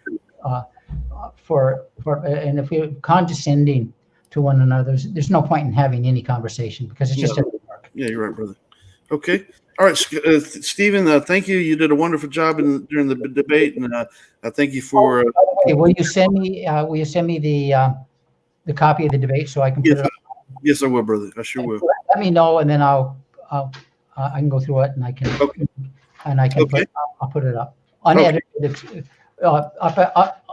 Unedited to the is it being recorded now? It's being recorded right now. Yeah, it'll be completely unedited. I don't edit anything. I won't put. I'll put obviously, the Q&A of the Ijaz and I had, and the closing statements, but not this part of it. If you don't mind. Okay, sure. That's basically what I expect. Sure. Not a problem. I'll say good night and thank you. Okay. Thank you, Stephen. Have a good night. God bless you. Okay, so with that being said, I do thank everyone for tuning in and watching this debate between Brother Ijaz Ahmed and Stephen Atkins. It was a wonderful debate, and I do appreciate everyone that was watching once again, and Brother Mukit Khan, MI5 Dunya, people that were moderating in the on the YouTube channels. Thank you for that, and everyone who's contributed. Thank you to Brother Marshall Gregory for the work he does behind the scenes. And I do bear witness there's no God other than Allah. And I bear witness that Muhammad, peace be upon him, is the final servant and the seal of our prophets. And once again, my name is Kenny Bomer. I'm the author of the book, Consider Islam, Disproving the Patriots of Propaganda. And the forthcoming book, Everything is a Test, Truth is Made Clear from Falsehood. And I thank everyone for watching once again. Assalamu alaikum, rahmatullahi wa barakatuh. Please tune in for the upcoming shows. Tomorrow is going to be the 5-minute sound off. On Monday, inshallah, we'll have Reasons to Revert. We'll be interviewing a revert to Islam. And we also have the Ask a Muslim series and some other things coming up. So tune in for that, inshallah. Assalamu alaikum, rahmatullahi.